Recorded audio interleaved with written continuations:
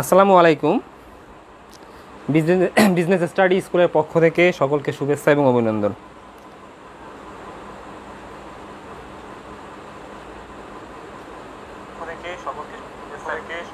আবারও আজকে লাইভে চলে আসলাম। আজকে আমরা ব্যাংক সমন্বয় বিবরণী অধ্যায়ের তৃতীয় লেকচার করব। একটু কেউ জানাও বোর্ড এবং সাউন্ড ক্লিয়ার কিনা। একটু তোমরা কেউ জানাও বোর্ড এবং সাউন্ড ক্লিয়ার কিনা। একটু কেউ জানাও বোর্ড এবং সাউন্ড ক্লিয়ার কিনা। নেটওয়ার্ক সমস্যা দেখতেছি। একটু কেউ জানাও বোর্ড এবং সাউন্ড ক্লিয়ার কিনা। একটু কেউ জানাও। সবাইকে বিজনেস স্টাডি স্কুলের পক্ষ থেকে শুভেচ্ছা। একটু কেউ জানাও বোর্ড এবং সাউন্ড ক্লিয়ার কিনা। সিয়াম মিয়া ক্লিয়ার, নীলা খান হোমস ক্লিয়ার। ধন্যবাদ তোমাদেরকে। একটু তোমরা জানাও কে কোথা থেকে জয়েন করছো, কে কোথা থেকে তোমরা ভিডিওটা দেখছো, তোমরা একটু জানাও। আমরা আজকে ব্যাংক সমন্বয় বিবরণী এই অধ্যায়ের তৃতীয় লেকচার করব। আজকের ক্লাসটি খুবই গুরুত্বপূর্ণ। আজকে আমরা এই অধ্যায়ে জাবেদা রিলেটেড এবং ক্রেডিট জের সংক্রান্ত, অর্থাৎ আমাদের প্রশ্নের শুরুতে ক্রেডিট জের দেওয়া থাকবে। ক্রেডিট জেরকে নিয়ে আমরা ব্যাংক সমন্বয় বিবরণী প্রস্তুত করব। তোমরা একটু সবাই জানাও কে কোথা থেকে জয়েন করছো এবং সবাই সবার প্রোফাইল থেকে ক্লাসটি অবশ্যই শেয়ার করো, কারণ তোমাদের জন্য এত কষ্ট করা। অবশ্যই তোমরা তোমাদের প্রোফাইল থেকে ক্লাসটি অবশ্যই তোমরা শেয়ার করবে। তোমরা সবাই সবার প্রোফাইল থেকে ক্লাসটি শেয়ার করো। আমরা এখন এই ক্লাসে চলে যাব। সবাই সবার বন্ধুদের মেনশন করো যে ক্লাসটা শুরু হয়ে গেছে। সবাই সবার বন্ধুদের মেনশন করো যে ক্লাসটি শুরু হয়ে গেছে। একটু মেনশন করে দাও যে ক্লাসটি শুরু হয়ে গেছে। হোয়াইট বোর্ডে লাইট বেশি আলো পড়ছে। একটু বন্ধ করে দেখি লাইটটা, দেখি অবস্থা। আচ্ছা দেখি একটু, তোমরা অনেকে জয়েন করছো 56 জন। এখন একটু লাইট ক্লিয়ার কিনে একটু তোমরা জানাবা। লাইটটা বন্ধ করছি, উপরের লাইটটা। তোমরা অনেকে জয়েন করছো 54 জন। তোমরা অনেকে জয়েন করছো। এটা দাও, এটা দাও। আচ্ছা লাইটটা একটু ঠিক করতেছি, তারপরে sound clear but board clear না। আচ্ছা সাউন্ড লাইটটা একটু ঠিক করতেছি।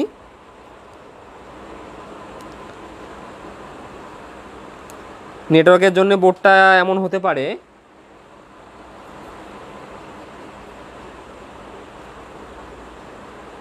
তোমরা অনেকে জয়েন করছো, 56 জন জয়েন করছো, 64 জন জয়েন করছো। সবাইকে ধন্যবাদ আবারও বিজনেস স্টাডি স্কুলের পক্ষ থেকে। তোমরা সবাই কেমন আছো? আলহামদুলিল্লাহ আমি অনেক ভালো আছি। যাই হোক, আমরা ক্লাসটা এখন শুরু করব। আমরা কথা না বাড়িয়ে ক্লাসটা আমরা শুরু করি। অনেকে জয়েন করছো তোমরা। যারা clear sir, Parvez home sir clear, ঠিক আছে। নীলা ঠিক আছে। জান্নাতুল ফেরদৌস ওয়ালাইকুম সালাম। আবু হানিফ ওয়ালাইকুম সালাম। আবির ক্লিয়ার। তারিকুল জি স্যার। পারভেজ ঢাকা থেকে, তোমাকে ধন্যবাদ। মিজানুর রহমান চট্টগ্রাম থেকে, তোমাকে ধন্যবাদ। আবু হানিফ স্যার একটু ঝাপসা করছে, আসলে একটু নেটওয়ার্কের জন্যে ঝাপসা হতে পারে। আবু হানিফ আমি চকরিয়া থেকে স্যার। ওকে, বোর্ড ক্লিয়ার না। বোর্ড একটু, বোর্ডে লাইটিংটা মনে মেবি বেশি হয়েছে। লাইটিংটা ঠিক করলে বোর্ডের ইয়েটা ঠিক হবে। যারা ব্রাহ্মণবাড়িয়া থেকে, ঢাকা থেকে আরমিন জীবন, শোভা ঢাকা থেকে, ফাইম নেত্রকোলা থেকে, সবাইকে আবারও বিজনেস স্টাডি স্কুলের পক্ষ থেকে শুভেচ্ছা। যাই হোক, আমরা আর কথা না বাড়িয়ে আমরা সরাসরি ক্লাসে চলে যাব। একটু আমরা প্রশ্নটা দেখি। আজকে আমরা ব্যাংক সমন্বয় বিবরণীর তৃতীয় লেকচার করব। তাহলে আমরা একটু প্রশ্নে চলে যাই। প্রশ্ন 3, আমরা গত লেকচারে 1 এবং 2 নম্বর প্রশ্নের সমাধান করছি। আজকে আমরা প্রশ্ন 3 করব। প্রশ্ন 3-এ আছে 2018 সালের 31শে ডিসেম্বর তারিখে জনাব জামির হোসেনের পাস বই অনুযায়ী ব্যাংক জমার উদ্বৃত্ত 70,000 টাকা, কিন্তু উহা নগদান বইয়ের উদ্বৃত্তের সাথে মিলেনি। পরবর্তীতে নিম্নলিখিত গড়মিল পাওয়া যায়। এখন আমরা সবাই জানি, আমরা যখন ব্যাংক সমন্বয় বিবরণী প্রস্তুত করব, ব্যাংক সমন্বয় বিবরণী আমরা কেন প্রস্তুত করব? কারণ নগদান বই জেরের সাথে পাস বইয়ের জেরের গড়মিলের কারণে। তাহলে এটি আসলে বলার অপেক্ষা রাখে না যে আমাদের প্রশ্নে যে লেনদেনগুলো দেওয়া থাকবে এই লেনদেনগুলো হচ্ছে আমার গরমিল সংক্রান্ত, অর্থাৎ দুইটা বহির মধ্যে এই লেনদেনগুলোর জন্য গরমিল হয়েছে। তাহলে আমরা লেনদেন গরমিলগুলো আমরা দেখিনি একটু। গরমিল 1 আছে, 1, 2 আছে, 3 আছে, এগুলো পরে পড়তেছি আমি। 8 আছে, 9 আছে। এখন আমরা চলে আসবো করণীয়তে। দেখো একটু করণীয় লক্ষ্য করো, আমাদের কিন্তু গরমিলগুলো আছে 9 পর্যন্ত। 9-এর নিচে দেখো, আমি আসলে সৃজনশীল আকারে সাজাই নেই, আমি কয়ে লিখছি উপরিউক্ত তথ্যের আলোকে একটি ব্যাংক সমন্বয় বিবরণী তৈরি করো। আমি তোমাদেরকে গত লেকচারে বলেছি যে ব্যাংক সমন্বয় বিবরণী তৈরি করার ক্ষেত্রে নির্দিষ্ট 3টি নিয়ম আছে। এক হচ্ছে একক জের পদ্ধতিতে ব্যাংক সমন্বয় বিবরণী আমাকে প্রস্তুত করতে হবে। তাহলে উভয় জের বা দ্বৈত জের পদ্ধতিতে ব্যাংক সমন্বয় বিবরণী প্রস্তুত করতে হবে এবং নগদান সংশোধনী জের পদ্ধতিতে ব্যাংক সমন্বয় বিবরণী প্রস্তুত করতে হবে। আমাদের নগদান সংশোধনী জের এটি আসলে আমাদের যে বোর্ড এক্সামে আসে না, আমাদের মূলত একক জের পদ্ধতিতে অঙ্ক আসে এবং উভয় জের পদ্ধতিতে অঙ্ক আসে। আজকেও আমরা একক জের পদ্ধতিতে একটি অঙ্ক করব, আর আগামী লেকচারে আমরা উভয় জের পদ্ধতিতে অঙ্ক করব। তাহলে আমি তোমাদের বলছি যে তুমি খুব সহজে ব্যাংক সমন্বয় বিবরণী কীভাবে প্রস্তুত করতে পারবে। আমার কথাটা একটু মনোযোগ দাও। তুমি খুব সহজে, অর্থাৎ মুখস্থ না করে, আমি তোমাদের বারবার বলছি যে ব্যাংক সমন্বয় বিবরণীর জন্য আমরা কিন্তু অনেক রকমের টেকনিক, অনেক রকমের মুখস্থ অ্যাপ্লাই করি। আসলে আমাকে কোনো কিছু করতে হবে না। আমাদের হিসাব বিজ্ঞানের যে মূল গতানুগতিক বিষয় যেটা আছে, যে ডেবিটে যোগ, ডেবিটে ক্রেডিটে বিয়োগ, ক্রেডিটে যোগ, ক্রেডিটে ডেবিটে বিয়োগ, এই থিমটা ব্যবহার করেই আমরা মূলত ব্যাংক সমন্বয় বিবরণী প্রস্তুত করব। তাহলে আমাদের প্রশ্নে কি জের দেওয়া আছে এটি আমরা আগে লক্ষ্য করব না, আমরা আগে লক্ষ্য করব আমাদের যে গরমিলগুলো আছে এই গরমিলগুলো কি জের প্রকাশ করে। আরেকটা আমি জিনিস বলে নেই, এখানে কিন্তু বলা আছে উপরিউক্ত তথ্যের আলোকে একটি ব্যাংক সমন্বয় বিবরণী তৈরি করো। এখানে কিন্তু কোনো পদ্ধতি উল্লেখ নেই যে আমি একক জের পদ্ধতিতে করব না আমি উভয় জের পদ্ধতিতে করব, কারণ আমাদের মূলত কিন্তু আমাদের যে সিলেবাস আছে এই দুই পদ্ধতিতে আমরা কিন্তু অঙ্ক সমাধান করি, অর্থাৎ ব্যাংক সমন্বয় বিবরণী করি, একক জের পদ্ধতি এবং উভয় জের পদ্ধতি। আর আমি তোমাদের গতদিন বলছি যখন প্রশ্নে একটি জের দেওয়া থাকবে তখন অবশ্যই তোমাকে একক জের পদ্ধতিতে অঙ্ক করতে হবে। দেখো তোমার কিন্তু প্রশ্নে শুরুতেই দেখো তুমি যে 2018 সালের 31 নম্বর তারিখে জনাব জামির হোসেনের পাস বই অনুযায়ী ব্যাংক জমার উদ্বৃত্ত 70,000 টাকা, কিন্তু উহা নগদান বইয়ের উদ্বৃত্তের সাথে মিলেনি। তার মানে আমার একটা জের দেওয়া আছে, যেহেতু আমার একটা জের দেওয়া আছে তাই আমাকে অবশ্যই একক জের পদ্ধতিতে আমাকে ব্যাংক সমন্বয় বিবরণী প্রস্তুত করতে হবে। তাহলে এখানে কিন্তু কয়ে বলা আছে শুধু ব্যাংক সমন্বয় বিবরণী। দেখো তুমি একটু লক্ষ্য করো তোমরা যে উপরিউক্ত তথ্যের আলোকে একটি ব্যাংক সমন্বয় বিবরণী তৈরি করো। তার মানে কি আমরা একক জের পদ্ধতিতে তৈরি করব। তাহলে আমরা একক জের পদ্ধতিতে তৈরি করি আর আমরা উভয় জের পদ্ধতিতে তৈরি করি। আমাদের যে গরমিলগুলো আছে, অর্থাৎ যে কারণে উভয় জেরের মধ্যে গরমিল হয়েছে, অর্থাৎ নগদান বইয়ে আর পাস বইয়ের মধ্যে যে কারণে গরমিল হয়েছে এই গরমিলগুলো কি জের প্রকাশ করে, আমাদের প্রথম পয়েন্ট এইটি। আমি যদি এইটি ধরতে পারি তাহলে আমার কাছে ব্যাংক সমন্বয় বিবরণী আমাদের যে ইন্টারমিডিয়েটে যতগুলো অধ্যায় আছে তার চেয়ে সবচেয়ে সহজ অধ্যায় এটাই মনে হবে। তাহলে আমরা একটু চলে যাই যে আমাদের যে গরমিলগুলো আছে এই গরমিলগুলো কোনটা কি জের প্রকাশ করে। তাহলে আমরা দেখো এখানে বলা আছে পরবর্তীতে নিম্নলিখিত গরমিল পাওয়া যায়। 1, ব্যাংকে জমা 10,000 টাকার চেক ও 5,000 টাকার বিলের মধ্যে চেকটি এখনও ব্যাংক কর্তৃক আদায় হয়নি। এখন আমরা যখন ব্যাংক সমন্বয় বিবরণী তৈরি করব আমাদের যে গরমিল সংক্রান্ত লেনদেনগুলো দেওয়া থাকবে, আমাদের প্রথম যেটা কাজ এই গরমিল সংক্রান্ত লেনদেন কি জের প্রকাশ করে, গরমিলগুলো কি জের আমাদের জের আমাকে নির্ণয় করতে হবে।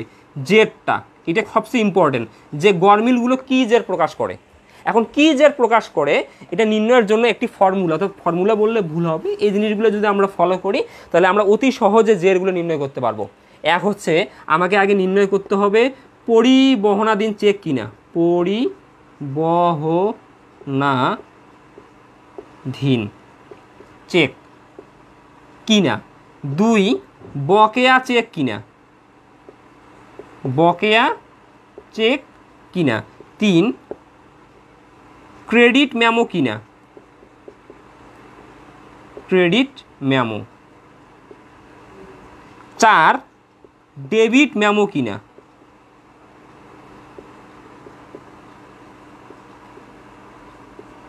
5, কোনো বই ভুল করছে কিনা। আরও আমাদের আছে, এই জিনিসগুলো আমরা পরে আসবো। তাহলে আমরা যখন ব্যাংক সমন্বয় বিবরণী প্রস্তুত করব আমরা সহজে যদি বুঝতে চাই আমার আগে এই 5টা জিনিস বুঝতে হবে, যে কোন পরিবহনাধীন চেক কি, বকেয়া চেক কি, ক্রেডিট মেমো কি, ডেবিট মেমো কি, ভুল কি, এই জিনিসগুলোকে আমি বুঝতে হবে এবং এরা কী যে প্রকাশ করে। তাহলে তুমি লক্ষ্য করো এইখানে স্পষ্ট বলা আছে যে ব্যাংকে জমা 10,000 টাকার চেক, তাহলে ব্যাংকে আমি জমা দিয়েছি 10,000 টাকার চেক ও 5,000 টাকার বিলের মধ্যে চেকটি এখনও ব্যাংক কর্তৃক আদায় হয়নি। তাই তোমরা একটু মেসেজে জানাও যে এখানে বকেয়া চেক না পরিবহনাধীন চেক, এটি একটু আমরা জানাও, এই জিনিসটি একটু মেসেজে তোমরা জানাও যে আসলে কি।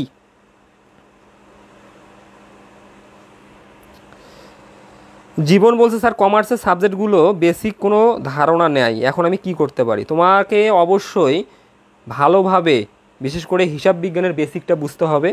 তুমি বইয়ের সাহায্য নিয়ে বা তোমার পরিচিত বড় ভাইয়ের সাহায্য নিয়ে বা বিভিন্ন অনলাইন প্ল্যাটফর্মে তুমি বিভিন্ন ক্লাস পাবা, তুমি ইউটিউবে সার্চ দিবা, ফেসবুকে দেখবা, তোমার কিন্তু অনেক ধরনের স্যার আসলে অনলাইন ক্লাস নিচ্ছে, তুমি এগুলোর সাহায্যেও তুমি বেসিকটা ক্লিয়ার করতে পারো। তাহলে তোমরা একটু জানাও যে এখানে পরিবহনাধীন, এখানে আসলে চেকটা কি, পরিবহনাধীন চেক না বকেয়া চেক। এক নম্বরটা যে ব্যাংকে জমা 10,000 টাকার চেক ও 5,000 টাকার বিলের মধ্যে চেকটি এখনও ব্যাংক কর্তৃক আদায় হয়নি, একটু তোমরা জানাও। আসলে আমরা এখানে একটা আসলে ক্লাসের মতো পরিবেশ দাঁড় করব, যাতে আমরা মেসেজিংয়ের মাধ্যমে আমরা একটা কমিউনিকেশন সৃষ্টি করতে পারি। অর্থাৎ আমার সাথে তোমরা যে কমিউনিকেশন করবা তার একটাই উপায়, সেটা মেসেজ। তোমরা যদি আমার সাথে উত্তরগুলো দাও তাহলে আসলে তোমরা ভালোভাবে বুঝতে পারবো, তখন আমিও বুঝতে পারবো যে আসলে তুমি কতটুকু বুঝছো। তাহলে এখানে অনেকে অ্যান্সার করছো। সুবর্ণা হোসেন বলছো পরিবহনাধীন চেক। সোহেল বাবু জয়েন করার জন্য তোমাকে ধন্যবাদ। পরিবহনাধীন চেক বলছো। তারপরে সানিউল ইসলাম বলছো পরিবহনাধীন চেক। আশরাফুল ইসলাম বলছো পরিবহনাধীন চেক। জানাতুল ফেরদৌস বলছো পরিবহনাধীন চেক। যারা তোমরা পরিবহনাধীন চেক বলছো তোমাদের অ্যান্সারটা সঠিক। আর আমরা কি জানি যে আমরা যখন তৃতীয় কোনো ব্যক্তির কাছ থেকে চেক পাবো, চেক পাওয়ার পর আমরা চেক পাওয়ার পর কী করি, নগদান বইয়ে ডেবিট করি। দেখো তাহলে আমরা এখানে এই লেনদেনটা কী করছি, দেখো বিষয়টা আমরা এখানে কি করছি। আমরা এখানে দেখো এখানে এক লক্ষ্য করো যে ব্যাংকে জমা 10,000 টাকার চেক ও 5,000 টাকার বিলের মধ্যে, তাহলে আমি ব্যাংকে জমা দিচ্ছি মানে আমি চেক পাইছি 10,000, বিল পাইছি 5,000, তো পাওয়ার সঙ্গে সঙ্গে আমরা কি করছি, নগদান বইয়ে ডেবিট করছি 10,000। বিষয়টা ক্লিয়ার হচ্ছে, কারণ আমি আগে চেক পাইছি তারপরে কিন্তু ব্যাংকে জমা দিচ্ছি। তাহলে ব্যাংকে জমা 10,000 টাকার চেক, তাহলে আমি ব্যাংকে জমা দিচ্ছি 10,000 টাকা, তার মানে আগে আমি নগদান বইয়ে ডেবিট করছি। তারপরে আমি 5,000 টাকার বিল ব্যাংকে জমা দিচ্ছি, তার মানে আগে আমি নগদান বইয়ে ডেবিট করছি। ডেবিট করার পর আমরা জানি আমরা নগদান বইয়ে যেটা ডেবিট করি ব্যাংক আমার হয়ে সেটা ক্রেডিট করে, কারণ আমরা একই লেনদেন আমরা প্রতিষ্ঠান নগদান বইয়ে লিপিবদ্ধ করি, আমার ব্যাংক পাস বইয়ে লিপিবদ্ধ করে। তার মানে কি, আমি চেক পাইছি 10,000 টাকার, আমি প্রাপ্য বিল পাইছি 5,000 টাকার, আমি সঙ্গে সঙ্গে নগদান বইয়ে ডেবিট করছি। আর আমি ডেবিট করছি, ব্যাংক ক্রেডিট করছে কিনা এইটা হচ্ছে ইম্পর্টেন্ট। যদি ব্যাংক ক্রেডিট না করে তাহলে এইটাই হচ্ছে পরিবহনাধীন চেক। তাহলে ব্যাংক কী করছে, স্পষ্ট বলা আছে যে বিলের মধ্যে চেকটি এখনও ব্যাংক কর্তৃক আদায় হয়নি। তার মানে কি, ব্যাংক আদায় করছে প্রাপ্য বিলের টাকা। বিষয়টা ক্লিয়ার হও, ব্যাংক আদায় করছে প্রাপ্য বিলের টাকা। তার মানে কি, আমি যেটা ডেবিট করছি 5,000 টাকা, ব্যাংক সেটা ক্রেডিট করছে। আমি যেটা ডেবিট করছি 10,000 টাকা, ব্যাংক ক্রেডিট করে নাই। দেখো বিষয়টা, ব্যাংক ক্রেডিট করে নাই, যেহেতু ব্যাংক ক্রেডিট করে নাই তাই এটা পরিবহনাধীন চেক। একবারই সহজ।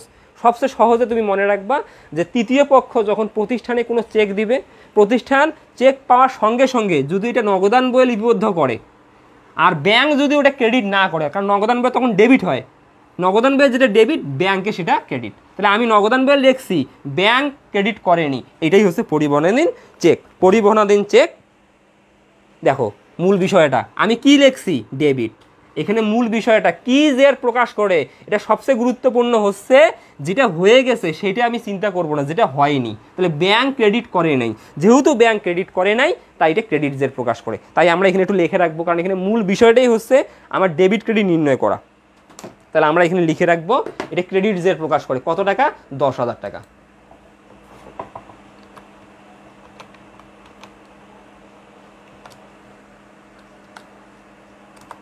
তাহলে আমরা পাইলাম ক্রেডিট।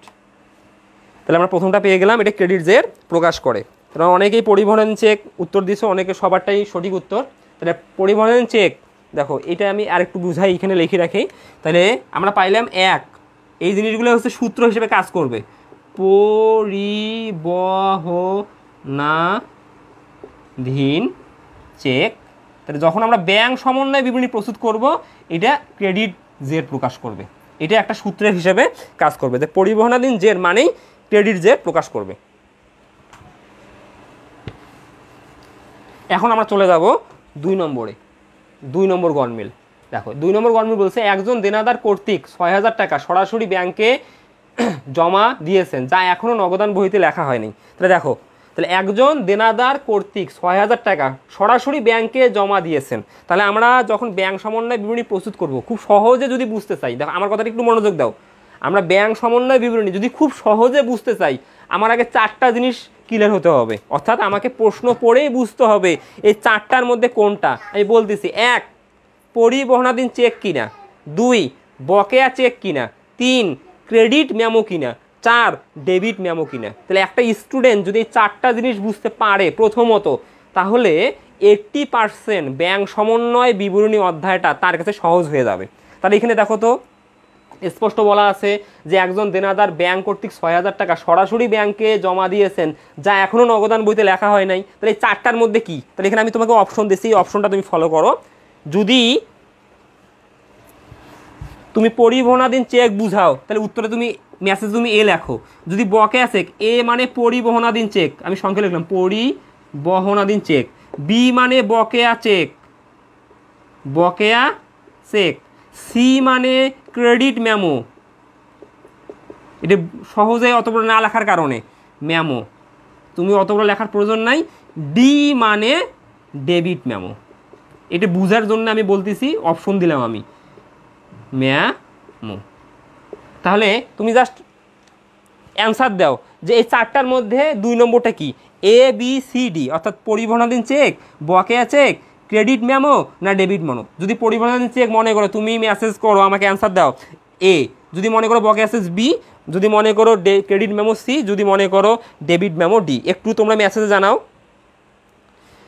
একটু মেসেজ জানাও। আসলে কমিউনিকেশনটা খুব গুরুত্বপূর্ণ, কারণ তুমি যদি ভালোভাবে বুঝতে চাও, আসলে আমি কি বুঝাচ্ছি আমাকে এটা বুঝতে হবে ক্লিয়ারলি যে তুমি বুঝতেছো কি না। আমি শুধু ক্লাস করলে তো হবে না, আমি এখানে দেখা যায় খালি ক্লাস করাচ্ছি, আমি তোমাদের সাথে কথা বলতেছি, কিন্তু তুমি আসলে রেসপন্স করতেছো না। আসলে ক্লাসটা আমি বুঝবো না। সবাই তাই একটু দ্রুত মেসেজ করো, কমিউনিকেশন খুব গুরুত্বপূর্ণ, কারণ আমার সাথে তোমাদের কমিউনিকেশন মাধ্যমে একটাই মেসেজ, মেসেজটা যেন খুব গুরুত্বপূর্ণ। তো একটু তোমরা সবাই জানাও, তোমরা অনেকেই অ্যান্সার দিছো। আমি একটু বলতেছি, সুবর্ণা বলছো সি, সি মানে ক্রেডিট মেমো। তারপরে আশরাফুল বলছো সি, আবদুল্লাহ ইমন বলছো সি, সানিউল বলছো ডি, নাজমা আক্তার নাজমা বলছো ডি, সরি বি, দুষ্টু মিষ্টি মেয়ে রিও বলছো সি, সোহেল বাবু বলছো ক্রেডিট মেমো অর্থাৎ সি। অর্থাৎ যারা তোমরা সি অ্যান্সার দিছো তাদের অ্যান্সারটা হচ্ছে সঠিক। ক্রেডিট মেমো মানে কি? কারণ তোমাকে বললাম যে ব্যাংক সমন্বয় বিবরণী আমি যদি ভালোভাবে বুঝতে চাই, আমার এই 4টা জিনিস আগে ভালোভাবে বুঝতে হবে: পরিবহনাধীন চেক, বকেয়া cheque, credit memo, debit memo. এখন ক্রেডিট মেমো মানে কি? যে ব্যাংক আমার হয়ে সরাসরি আমার অ্যাকাউন্টে যে টাকাটা বৃদ্ধি করে, যেটা আমি জানি না, আমার হয়ে ব্যাংক সরাসরি আমার অ্যাকাউন্টে যেটা ক্রেডিট করে। কারণ আমি, অর্থাৎ আমার প্রতিষ্ঠান যখন অ্যাকাউন্টে টাকা বাড়ে, আমি কিন্তু নগদান বইয়ে ডেবিট করি। আমার কিন্তু অ্যাকাউন্ট একটা, এটা কিন্তু খুব গুরুত্বপূর্ণ বা কেয়ারফুলি তোমাকে বুঝতে হবে যে আমরা যখন ব্যাংক সমন্বয় বিবরণী প্রস্তুত করি, ব্যাংক সমন্বয় বিবরণী মানে কি? 2টা বহির গড় মিলের আমরা কারণগুলো নির্ণয় করে 2টা বহির মধ্যে সমতা বিধান করি। কিন্তু আমরা যে টাকাটা জমা রাখতেছি, টাকা তো জমা রাখতেছি একটা জায়গায়, মনে করি এটি অ্যাকাউন্ট, আমি কিন্তু এক জায়গায় টাকা জমা রাখতেছি, আমি এক জায়গায় টাকা জমা রাখতেছি, কিন্তু এইটা 2টা বইয়ে হিট করতেছে। মূল বিষয়টা এইটা, আমি টাকা রাখতেছি এক জায়গায়, প্রতিষ্ঠান এই টাকাটা নগদান বইয়ে রেকর্ড করতেছে, প্রতিষ্ঠান এইটা, ব্যাংক এই টাকাটা পাস বহিতে রেকর্ড করতেছে। তার মানে প্রতিষ্ঠানের দৃষ্টিকোণ থেকে এই টাকাটা সম্পদ, কারণ আমার টাকা ব্যাংকে গ্রস্থিত রাখছি। তাহলে এই অ্যাকাউন্টে টাকা বাড়লে প্রতিষ্ঠানের সম্পদ বাড়বে ডেবিট, এই অ্যাকাউন্ট থেকে টাকা কমলে প্রতিষ্ঠানের সম্পদ কমবে ক্রেডিট। এখন তুমি ব্যাংকের দৃষ্টিকোণ থেকে চিন্তা করো, তাহলে আমার টাকা ব্যাংকে আছে মানে কি? ব্যাংকের এটি দায়, কারণ আমার টাকা ব্যাংকে আছে, আমি তো ব্যাংকের কাছে পাবো, তার মানে কি ব্যাংক তো আমার নিকট ঋণী আছে, তাহলে আমার কি দায় না? ব্যাংকের কি এটা দায় না? তাহলে আমি যখন ডেবিট করি, তাহলে ব্যাংক কী করবে? ক্রেডিট করবে। ব্যাংক ক্রেডিট করবে কেন? দায় বৃদ্ধি পাওয়ার জন্য। বিষয়টা একটু ক্লিয়ার হয়, এটা খুবই গুরুত্বপূর্ণ। আসলে আমরা ব্যাংক সমন্বয় বিবরণী অনেকে এই কারণগুলোর জন্য কিন্তু বুঝি না, কারণ মূল বিষয়টা আসলে আমরা মূল থিমটা বুঝতে পারি না বা চেষ্টা করি না, আমরা মুখস্থ করার চেষ্টা করি। তাহলে আমার বিষয়টা ধরো এটা অ্যাকাউন্ট, বিষয়টা ক্লিয়ার হও, এটা অ্যাকাউন্ট। তাহলে এইখানে আমি যখন টাকা রাখতেছি, প্রতিষ্ঠান কী করতেছে? নগদান বইয়ে ডেবিট করতেছে। কেন? সম্পদ বৃদ্ধি পাওয়ার জন্য। ব্যাংক কী করতেছে? ক্রেডিট করতেছে, কারণ ব্যাংক হচ্ছে ওই ব্যক্তির কাছে ঋণী আছে, কারণ এই টাকাটা তো ব্যাংকে গ্রস্তিত আছে। তাহলে ব্যাংক যতদিন পর্যন্ত এই টাকাটা পরিশোধ করবে না ততদিন পর্যন্ত ব্যাংক ঋণী আছে। তাহলে ব্যাংকের দায় বাড়লে ক্রেডিট, তাহলে এখানে যখনই টাকা বাড়ে তখনই ব্যাংকের দায় বাড়ে, প্রতিষ্ঠানের সম্পদ বাড়ে। তাহলে এখানে মূল বিষয়টা হচ্ছে দেখো, তাহলে একজন দেনাদার কর্তৃক 6,000 টাকা সরাসরি ব্যাংকে জমা দিয়েছে। তাহলে ব্যাংক কী করছে, আমার অ্যাকাউন্টে অর্থাৎ পাস বইতে 6,000 টাকা ক্রেডিট করছে। তাহলে ব্যাংক 6,000 টাকা ক্রেডিট করছে, আমি কি ওটা জানি? আমি জানি না, কারণ ব্যাংক সমন্বয় বিবরণী প্রস্তুতের আগ পর্যন্ত আমি জানি না। তার মানে আমি কিন্তু দেখো ক্রেডিট করিনি, কারণ ব্যাংক যদি ক্রেডিট করে আমি করব ডেবিট, ব্যাংক যদি ডেবিট করে আমি করব ক্রেডিট। মূল বিষয়টা সবসময় উল্টা। তাহলে আমি যদি ডেবিট করি ব্যাংক করবে ক্রেডিট, তাহলে ব্যাংক ক্রেডিট করছে, তাহলে আমি কি করি নাই? ডেবিট করি নাই। আমি যেটা করি নাই সেটা পাস বই হোক আর নগদান বইয়ে হোক, সেই জেটটা মূলত প্রকাশ করবে। তাহলে আমি কি করি নাই? ডেবিট করি নাই। তাহলে এটা বকে আছে আবার কেন, সরি ক্রেডিট মেমো কেন? কারণ আমি যে ব্যাংক ক্রেডিট করছে আমি জানি না। ক্রেডিট মেমো মানে আমার হয়ে ব্যাংক যেগুলো ক্রেডিট করে সেটাই হচ্ছে ক্রেডিট মেমো। ওকে, তাহলে সবাইকে ধন্যবাদ। আবার বুঝাই দেন স্যার ক্রেডিট মেমো ডেবিট মেমোটা। তাছাড়া আমি আবারও বলতেছি যে আমার হয়ে ব্যাংক সরাসরি যেটা ক্রেডিট করে এবং ডেবিট করে আমি জানি না, ব্যাংক সমন্বয় বিবরণী প্রস্তুতের পূর্ব পর্যন্ত জানি না। এটা আমি জানবো কখন? এই জিনিসটা তোমাকে জানতে হবে। এটা আমি জানবো যখন আমি ব্যাংক স্টেটমেন্ট গ্রহণ করব, কারণ প্রতিষ্ঠান দেখা যায় সব সময় সেটা 15 দিন পর হতে পারে, 1 মাস পর হতে পারে, অর্থাৎ যখন ইচ্ছা। ধরো তুমি একজন অ্যাকাউন্ট হোল্ডার, তুমি তোমার ব্যাংকে গেলা, তুমি ব্যাংকে গেলে তুমি যদি বলো আমার একটা ব্যাংক স্টেটমেন্ট প্রয়োজন, তোমার ব্যাংকার অর্থাৎ ব্যাংক তোমাকে ব্যাংক স্টেটমেন্ট দিতে বাধ্য। এখন প্রতিষ্ঠান কি করে? প্রতি মাসের শেষে ব্যাংকে যায়, ব্যাংকে গিয়ে ব্যাংক স্টেটমেন্ট সংগ্রহ করে। কারণ ব্যাংক স্টেটমেন্ট সংগ্রহ করার সময় বা ব্যাংক স্টেটমেন্ট সংগ্রহ করার পর ব্যাংক ওই ব্যক্তির হাতে অর্থাৎ প্রতিষ্ঠানের হাতে ক্রেডিট মেমো নামে একটা চিঠি ধরিয়ে দেয়, ডেবিট মেমো নামে চিঠি ধরিয়ে দেয়। ধরিয়ে দিয়ে বলে যে আপনার নামে কি কি ক্রেডিট করা হয়েছে এই যে এই চিঠিতে উল্লেখ আছে, আর আপনার নামে কি কি ডেবিট করা হয়েছে এই চিঠিতে উল্লেখ আছে। ক্রেডিট করা মানে অ্যাকাউন্ট বৃদ্ধি করা, ডেবিট করা মানে অ্যাকাউন্ট হ্রাস করা। তাহলে ইনশাল্লাহ এটা মনে হয় ক্লিয়ার। তাহলে আমাদের মূল বিষয়টা হয়ে গেল। তাহলে আমরা জের পেয়ে গেলাম। তাহলে ব্যাংক ক্রেডিট করছে, আমি ডেবিট করি নাই। যেহেতু আমি ডেবিট করি নাই, মূলত এই জেরটাই প্রকাশ করবে, তার মানে এটি ডেবিট জের প্রকাশ করবে।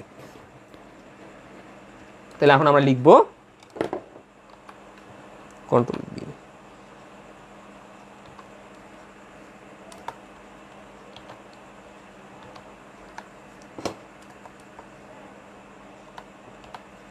ক্লিয়ার কিনা একটু জানাও তোমরা, ক্লিয়ার কিনা স্যার? আরেকবার, আসলে আরেকবার তো বললাম, একটু তোমরা পরে একটু দেখে নিও।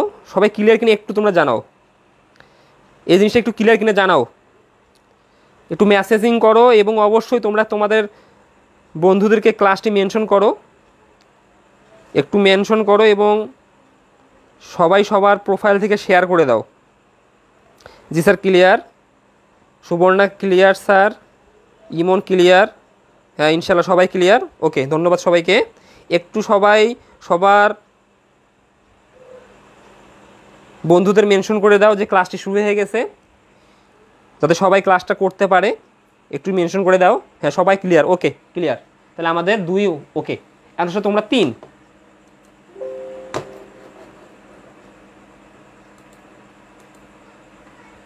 শামীম ট্রেডার্সকে 12,000 টাকার চেক ইস্যু করে নগদান বইয়েতে 1200 টাকা লেখা হয়েছে। এখন দেখো আমি যেটা তোমাকে বললাম, আমরা যখন ব্যাংক সমন্বয় বিবরণী প্রস্তুত করব, দেখো আমার কথাটা ভালোভাবে বোঝার চেষ্টা করো।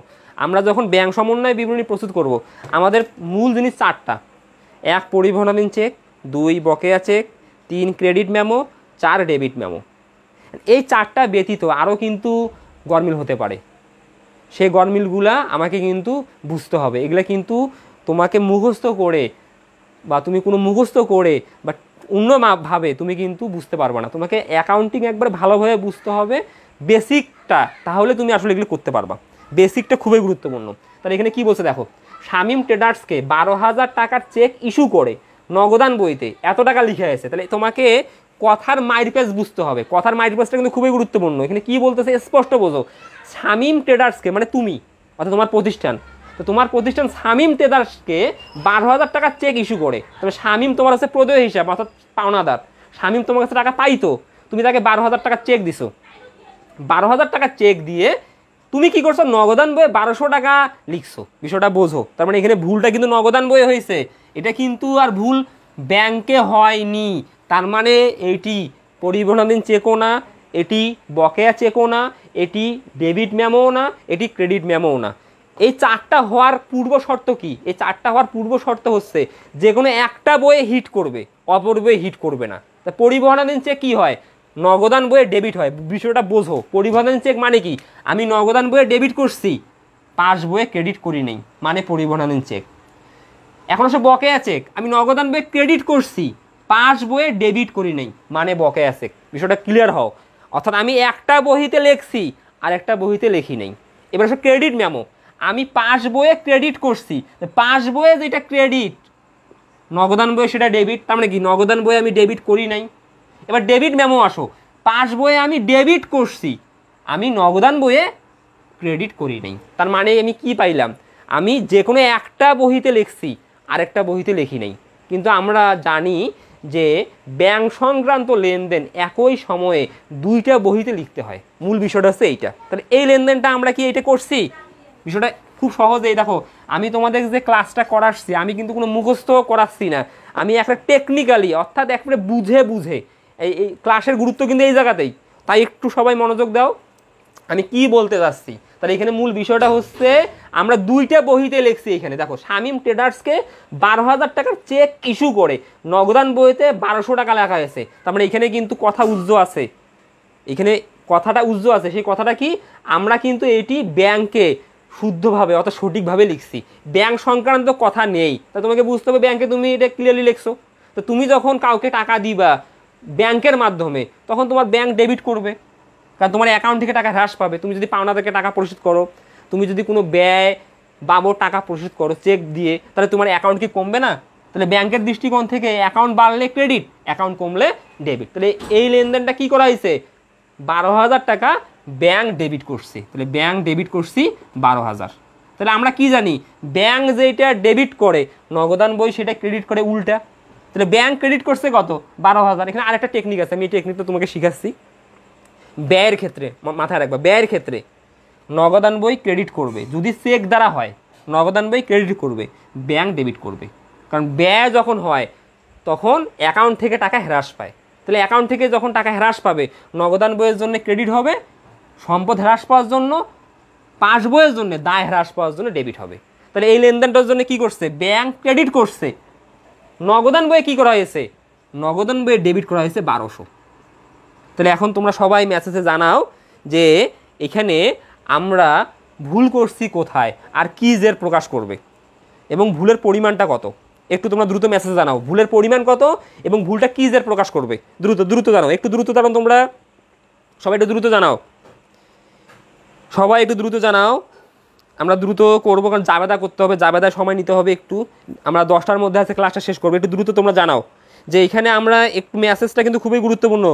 বারবার বলতেছি যে আমার সাথে কমিউনিকেশন করার একটাই প্ল্যাটফর্ম লাইভ ক্লাসে, সেটা হচ্ছে মেসেজ। তুমি মেসেজ দিলেই আমি বুঝতে পারবো তুমি আসলে বুঝতেছো কতটুকু। এখন আমরা 37 জন ক্লাস করতেছি, আসলে আমাদের ক্লাসের সংখ্যাটা আপ ডাউন করতেছে।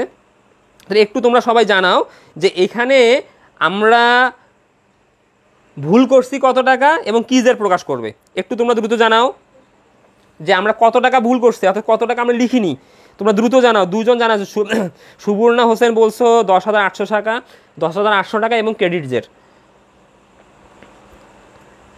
ইমন বলছো 10,800 টাকা কম স্যার, জেরটা একটু বলতে ভালো হইতো। জানাতুল ফেরদৌস বলছো 10,800 টাকা ক্রেডিট জের।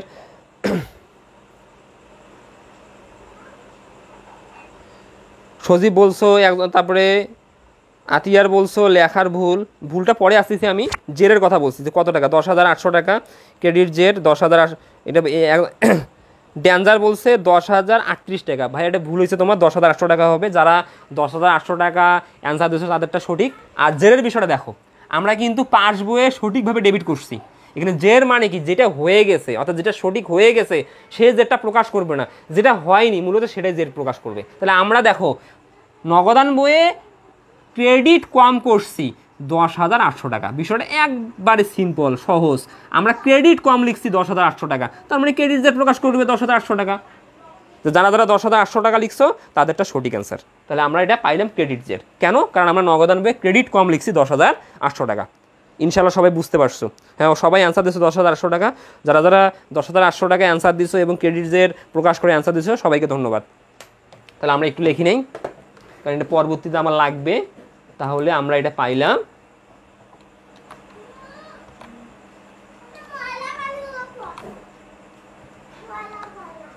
ক্রেডিট জের। ওকে, তাহলে এখন আমরা পরবর্তী লেনদেনটা চলে আসি, পরবর্তী ভুলটা চলে আসি আমরা। 4, ইস্যুকৃত 13,000 টাকার চেকের মধ্যে 9,000 টাকার চেক এখনো ব্যাংক কর্তৃক পরিশোধিত হয়নি। দেখো তাহলে এইখানে কি বলছে, ইস্যুকৃত 13,000 টাকার চেকের মধ্যে 9,000 টাকার চেক এখনো ব্যাংক কর্তৃক পরিশোধিত হয়নি। তাহলে এটি কি চেক বলো, দ্রুত বলো দ্রুত। তাহলে আমরা চেক ইস্যু করছি 13,000 টাকা, তার মানে যখন আমি কাউকে চেক দিব নর্মালি এটা হচ্ছে প্রদেয় হিসাব বা পাওনাদার। তাহলে আমরা পাওনাদারকে চেক দিচ্ছি কত, 13,000 টাকা, মধ্যে 9,000 টাকার চেক এখনো ব্যাংক কর্তৃক পরিশোধিত হয় নাই। তার মানে কি ব্যাংক 9,000 টাকার চেকের টাকা পরিশোধ করে নেই। তাহলে একটু সবাই ক্লিয়ারলি জানাও এটি কি চেক, এটা পরিবহনাধীন চেক না বকেয়া চেক? একটু দ্রুত জানাও, দ্রুত জানাও, পরিবহনাধীন চেক না বকেয়া চেক? একটু দ্রুত জানাও। অপশন দিয়ে দিচ্ছি আমি, এ পরিবহনাধীন চেক, বি বকেয়া চেক। পরিবহনাধীন, বি হচ্ছে বকেয়া। অ্যান্সারটা দ্রুত জানাও, এ না বি? এ হলে পরিবহনাধীন চেক, বি হলে বকেয়া চেক, এটা জানাও। 4 কি হবে, এ না বি? দ্রুত জানাও, দ্রুত জানাও, এ না বি? হ্যাঁ, অনেকে লিখছো 2 লিখছো, 2 বি মানে 2। সুবর্ণা হোসেন লিখছো বকেয়া, জানাতুল ফেরদৌস বলছো বকেয়া, আশরাফুল ইসলাম বলছো বকেয়া, ধন্যবাদ। আবদুল্লাহ ইমন 2, সজীব বলছো বকেয়া, আবদুল্লাহ ইমন বি বকেয়া, সম্রাট মণ্ডল বকেয়া, নাজমা আক্তার নাজমা বি বকেয়া, সবাইকে ধন্যবাদ। দুষ্টু মিষ্টি মেরিও বকেয়া, সবাইকে ধন্যবাদ। এই তো তোমরা সবাই বুঝতেছো, তার মানে কি সবার কাছেই সহজ মনে হচ্ছে, তাই কি না? তোমরা যদি বোঝো তখনই আমার আসলে কষ্টটা সফল হবে, যে না আমি যে তোমাদেরকে পড়াচ্ছি স্টুডেন্টরা একটু হলেও বুঝতেছে বা উপকৃত হচ্ছে, এটি হচ্ছে আসলে আমার সার্থকতা। ফাহমিদা আক্তার বলছে বি, মোহাম্মদ আরিফ সরকার বলছে বি, সোহেল বাবু বলছে বি। আমি একটু আসলে সবাইকে বলে দেই, সোহেল বাবু এখানে একজন টিচার, তোমাকে আসলে ধন্যবাদ যে তুমি একজন শিক্ষক হয়েও, সদ্য নিবন্ধনধারী শিক্ষক, তুমি শিক্ষক হয়েও আমার ক্লাসটি দেখছো, এটি আসলে আমার বড় প্রাপ্তি। তোমাকে ধন্যবাদ ক্লাসে জয়েন করার জন্য। তাহলে আমরা এটি পেয়ে গেলাম, তার মানে এটি বকেয়া চেক। তাহলে বকেয়া চেক মানে কি, বিষয়টা এখন আমি ক্লিয়ার করাই। তাহলে আমি চেক ইস্যু করছি, দেখো বিষয়টা, চেক ইস্যু করছি কত, 13,000। যখন আমি চেক ইস্যু করছি আমি নগদানবে ক্রেডিট করছি। তুমি যখন অঙ্ক করবা তুমি এইভাবে 2টে বক্স করে নিবা, তাহলে তোমার কাছে অঙ্কটা খুব সহজ মনে হবে। আমি যেভাবে বুঝাচ্ছি সেমভাবে তুমি বাসায় প্র্যাকটিস করবা। তাহলে দেখো নগদান বই আমি কী করছি, ক্রেডিট করছি। এখন যাদেরকে আমি চেক দিছি, কারণ আমি তো প্রদেয় হিসাবকে চেক দিছি, এই 13,000 টাকার মধ্যে 9,000 টাকা ব্যাংক পরিশোধ করেনি। মানে কি, ব্যাংক সমন্বয় বিবরণী প্রস্তুত পর্যন্ত এই 9,000 টাকার চেক তারা ব্যাংকে উপস্থাপন করেনি। তাহলে ব্যাংকে উপস্থাপন করছিল কত টাকার চেক, 4,000 টাকার চেক। তাহলে ব্যাংকে যেহেতু 4,000 টাকার চেক তারা উপস্থাপন করছে, তাহলে ব্যাংক তাদেরকে 4,000 টাকা দিছে। তাহলে আমি যেটা ক্রেডিট করব ব্যাংক সেটা ডেবিট করবে। তাহলে ব্যাংক দিছে কত, 4,000। ব্যাংক ডেবিট করে নাই কত, 9,000। যেইটা ব্যাংক ডেবিট করে নাই এইটাই হচ্ছে বকেয়া চেক। কারণ আমি তোমাদের তো এইটাই বলতেছি যে আমি নগদান বইয়ে যদি ডেবিট করি, ব্যাংকে যদি ক্রেডিট না করি, পরিবহনাধীন চেক। আমি যদি নগদান বইয়ে ক্রেডিট করি, পাস বইয়ে যদি ডেবিট না করি, বকেয়া চেক। কেন? কারণ আমি তো চেক দিছি, টাকা আমি এখনও দেইনি, তাই তো বকেয়া। বকেয়া মানে কি, আমি এখনও ঋণী আছি। তা আমি চেক দিছি মানে আমার কিন্তু দায় মুক্তি হয়নি, কারণ 9,000 টাকার চেক তো এখনও তারা ব্যাংকে উপস্থাপন করেনি। ব্যাংকে টাকা দিছে, দেয়নি। ইমন বলছে আজকে স্যার আপনার ফার্স্ট ক্লাস করছি, আলহামদুলিল্লাহ স্যার সব ভালোভাবে বুঝতেছি, থ্যাংক ইউ স্যার। ইনশাল্লাহ তোমাকে আসলে তোমরা বুঝলেই আমার ভালো লাগা, যে আমি যে এত কষ্ট করতেছি তোমরা যদি বুঝো, যাদের জন্য আমি ক্লাসটা করাচ্ছি তারা যদি মনে করে না স্যার এসে খালি বগর বগর করতেছে, কিছু বুঝতেছি না, আসলে তখন আসলে ক্লাসের কোনো সার্থকতা থাকে না একজন শিক্ষকের। একজন শিক্ষকের ক্লাসের সার্থকতা কখন হবে, যখন তোমরা প্রত্যেকটা কথা আমার মনোযোগ সহকারে বুঝবা এবং এটি কাজে লাগাবা, তখনই হবে আমার সার্থকতা। ওকে, ধন্যবাদ সবাইকে। সোহেল ভাই বলতে স্যার আপনার ক্লাসগুলো খুব ভালো লাগে, ধন্যবাদ তোমাকে ছোটো ভাই। তাহলে দেখো কথা আমরা না বাড়াইয়া, তাহলে আমরা এখানে 9,000 টাকা ক্রেডিট করি নেই, ডেবিট করি নেই, তার মানে এটি বকেয়া চেক। তাহলে কী করি নেই, মূলত এই জেডটি প্রকাশ করবে। দেখো এখানে কিন্তু মূল বিষয়টা হচ্ছে এই জায়গায়, যে আসলে আমরা যে জের নির্ণয় করবো, আমি মুখস্থ করবো না, অনেকে আমরা কিন্তু জের নির্ণয় করতে পারি না বা আমার মাথায় ক্যাচ করে না। মাথায় ক্যাচ করার জন্য তোমাকে অবশ্যই দুটো বক্স করে নিতে হবে, এই বক্সের উপর ভিত্তি করে আসলে জেরটা হবে। যে বহিতে আমরা লিখি নেই ভুলের ক্ষেত্রে, যে বহিতে ভুল করছি তার বিপরীতটি হবে জের। তাহলে এখন এটা আমরা পাবো, এটা হচ্ছে ডেবিট জের। তাহলে আমরা লিখে দিই ডেবিট।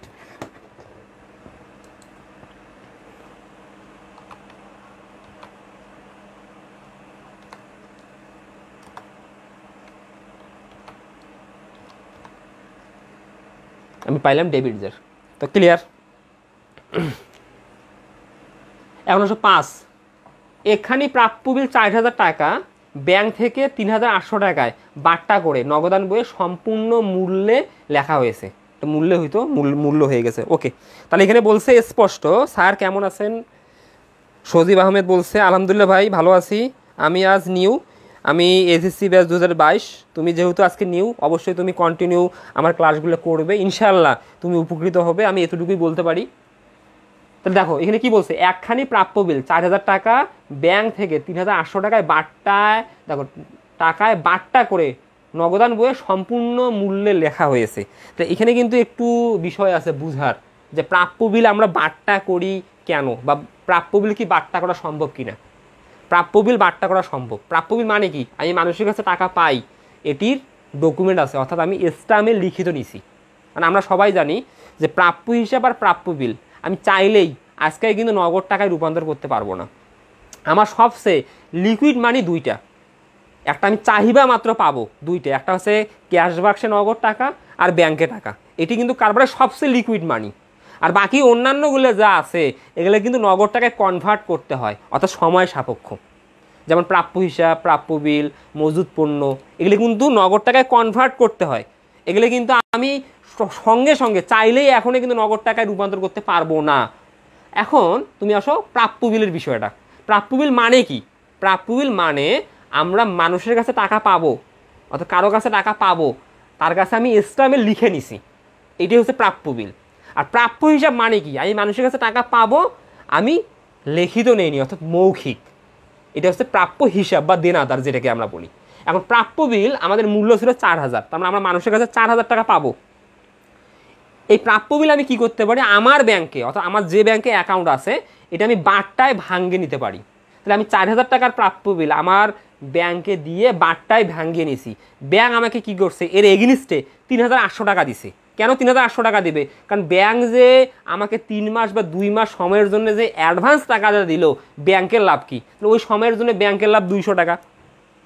তাহলে 4000 টাকার প্রাপ্য বিল ব্যাংক আমাকে কয় টাকায় ভাঙ্গিয়ে দিছে? 3800 টাকায়। আমাকে কি হাতে দিবে না আমার অ্যাকাউন্টে জমা করে দিবে? আমি ব্যাংকে কিন্তু 4000 টাকার বিলটা জমা দিছি, টাকাটা কিন্তু আমাকে আর হাতে দিবে না, আমার যে অ্যাকাউন্ট আছে ব্যাংক আমার অ্যাকাউন্টে জমা করবে। তাহলে আমার ব্যাংক অ্যাকাউন্টে জমা করছে কত, বিষয়টা ক্লিয়ার হও। আমার ব্যাংক অ্যাকাউন্টে জমা করছে 3800 টাকা। কারণ আমার যখনই অ্যাকাউন্টে টাকা জমা হয়, নগদান বই আমি ডেবিট করি, পাস বই আমি ক্রেডিট করি। তাহলে আমি ব্যাংকে কি করছি, এটা ক্রেডিট, অর্থাৎ ব্যাংক আমার হয়ে ক্রেডিট করছে 3800 টাকা। তাহলে ব্যাংকে যেটা ক্রেডিট করি, পাস বইয়ের সাথে ডেবিট করি। আর পাস বইয়ে কি বলছে, অর্থাৎ পাস বই বলছি, নগদান বইয়ে কি করছে, এটি সম্পূর্ণ মূল্যে লিখছি। তার মানে কি, পাস বই আমি ক্রেডিট করছি, তাহলে নগদান বই আমি ডেবিট করবো। নগদান বই ডেবিট করছি আমি 4000। তাহলে আমি ভুলটা কোথায় করছি এবং পরিমাণ কত একটু দ্রুত জানাও। ভুলটা আমি কোথায় করছি এবং পরিমাণ কত, ভুলের পরিমাণ কত একটু তোমরা জানাও। অ্যাডভান্স বলে দিয়েছে সজীব 200 টাকা হয়েছে, হ্যাঁ 200 টাকায় হবে। তাহলে ভুলটা আমি কোথায় করছি একটু দ্রুত জানাও। অর্থাৎ যদি নগদান বই হয় এ, যদি পাস বই হয় বি, আমি অপশন দিয়ে দিলাম। ভুলটা আমি কই করছি, আমি নগদান বইয়ে ভুল করছি না পাস বইয়ে ভুল করছি, একটু দ্রুত জানাও। নগদান বই হলে এ, পাস বই হলে বি, একটু দ্রুত জানাও ভুলটা আমরা কোথায় করছি। দেখো আমি কিন্তু তোমাদেরকে একবারে ভেঙ্গে শিখাচ্ছি, এই জন্য সময় লাগতেছে, সময় একটু দিতে হবে। একটু দ্রুত জানাও, এ না বি দ্রুত জানাও ভুলটা আমি কোথায় করছি। সুবর্ণা বলছে নগদান বই 200 টাকা, ইমন বলছে এ, ফামিদা আক্তার বলছে এ, আরিফ বলছে এ। কারণ ভুলটা তো আমরা স্পষ্ট বুঝতেছি, যখনই আমি দুইটা আলাদা বক্স করব, আমাদের প্রত্যেকটা ভুল আমাদের চোখের সামনে দৃশ্যমান হবে। দেখো এইটাই হচ্ছে মূল টেকনিক। আমি এইরকম করে করলে আমাকে মুখস্থ করতে হবে না, কারণ এই অধ্যায়টা আসলে কিছুই না, এটা হচ্ছে সবচেয়ে সিম্পল একটি অধ্যায়, কিন্তু আমাদের আমরা যারা শিক্ষার্থী, অর্থাৎ তোমাদের মতো আমিও যখন শিক্ষার্থী ছিলাম, আমার কাছেও কিন্তু এই অধ্যায়টা খুব কঠিন মনে হয়েছিল। আমি কিন্তু স্কিপ করে গেছিলাম। আমরা কিন্তু অনেকে এই অধ্যায়টা স্কিপ করে যাই, আমি পারি না, আমি করব না, এটা বাদ দিলাম, এটা বাদ দিয়ে আমি অ্যাটেন্ড করবো। কারণ আমাদের কিন্তু বিকল্প অনেক। কারণ আমরা যদি নর্মালি করোনা ভাইরাস যদি না আসতো, আমরা কিন্তু 11টা প্রশ্ন পাইতাম, অর্থাৎ আমাদের অ্যাকাউন্টিংয়ে 11টা প্রশ্ন আসে সৃজনশীল, আমাকে 60টা অ্যান্সার দিতে হয়। তাহলে আমি যদি একটা অধ্যায় নাও করি, আমার কিন্তু এ প্লাস পাইতে কোনো রকমের সমস্যা হবে না, আমরা স্কিপ করে যাই। আসলে এই অধ্যায়টা কিন্তু বাংলাদেশের ম্যাক্সিমাম স্টুডেন্ট, বলা যাবে 70-80% স্টুডেন্ট স্কিপ করে যায় বা করলেও মুখস্থ করে। তাহলে অনেকেই তোমরা বলছো যে নগদান বই, সবার অ্যান্সার সঠিক। কারণ দেখতেইছো এটা হচ্ছে প্রকৃত টাকা, 3800 টাকা ব্যাংক দিয়ে পাস বইতে ক্রেডিট করছে 3800, আমি ভুলে নগদান বইয়ে করছি 4000। তাহলে এটা কিন্তু বকেয়া চেক না, পরিবহনাধীন চেক না, ডেবিট মেমো না, ক্রেডিট মেমো না। বিষয়টা একটা ক্লিয়ার হও। তাহলে এটা হচ্ছে ভুল। ভুলটা আমি কোথায় করছি? আমি নগদান বইয়ে করছি। কোন দিকে করছি? ডেবিট দিকে করছি। আমি যেদিকে ভুল করব জাস্ট ব্যালেন্সটাকে উল্টে দেবো, তাইলে এইটাই হবে আমাদের নতুন জের। তাহলে ভুলটা আমি কোথায় করছি? ডেবিট দিকে। তো যেহেতু ডেবিট ভুল, এখন ক্রেডিট করবো 200 টাকা। তাহলে ক্রেডিট করবো কত? 200 টাকা। যেহেতু ক্রেডিট 200 টাকা, কী করবো? ক্রেডিট, তাই জের হবে ক্রেডিট। ইনশাল্লাহ সবাই বুঝতে পারছো, সবাইকে ধন্যবাদ। তাহলে আমরা লিখবো এটি ক্রেডিট। কত টাকা ক্রেডিট? 200 টাকা। ক্লিয়ার কিনা একটু জানাও তোমরা মেসেজে, ক্লিয়ার কিনা এই জিনিসটা একটু ক্লিয়ার কিনা তোমরা জানাও। আমি ততক্ষণ লিখি এটা, তোমরা ক্লিয়ার কিনে জানাও, জিনিসটা ক্লিয়ার কিনে একটু জানাও।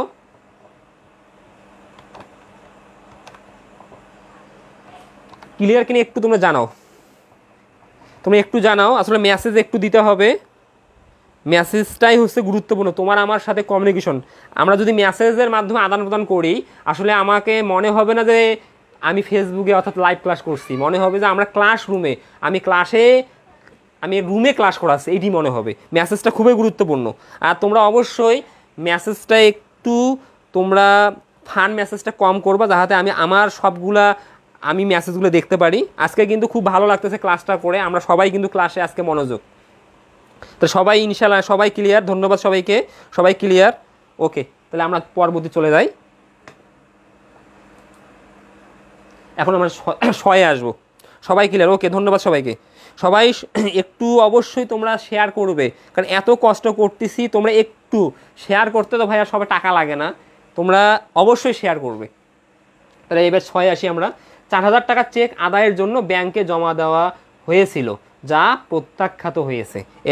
এখন আমরা একটা খুব গুরুত্বপূর্ণ প্রশ্নে আসলাম। মিশু বলছে, স্যার আমার ফার্স্ট টাইম, ইনশাল্লাহ নেক্সট সব করব। ধন্যবাদ তোমাকে দুষ্টু মিষ্টি মেয়ে। স্যার আপনি আপনার ক্লাসটা ফার্স্ট টাইম করছি আমি আর আমার আপু করছি। এটা কি এসএসসিদের ক্লাস? হ্যাঁ, এটা আসলে এসএসসি ক্লাস, এটা এসএসসি শাখাদের ক্লাস।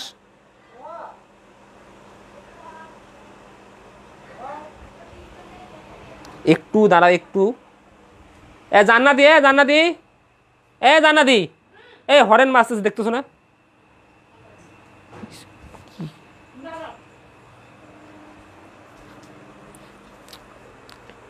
এটা এসএসসিদের ক্লাস আসলে।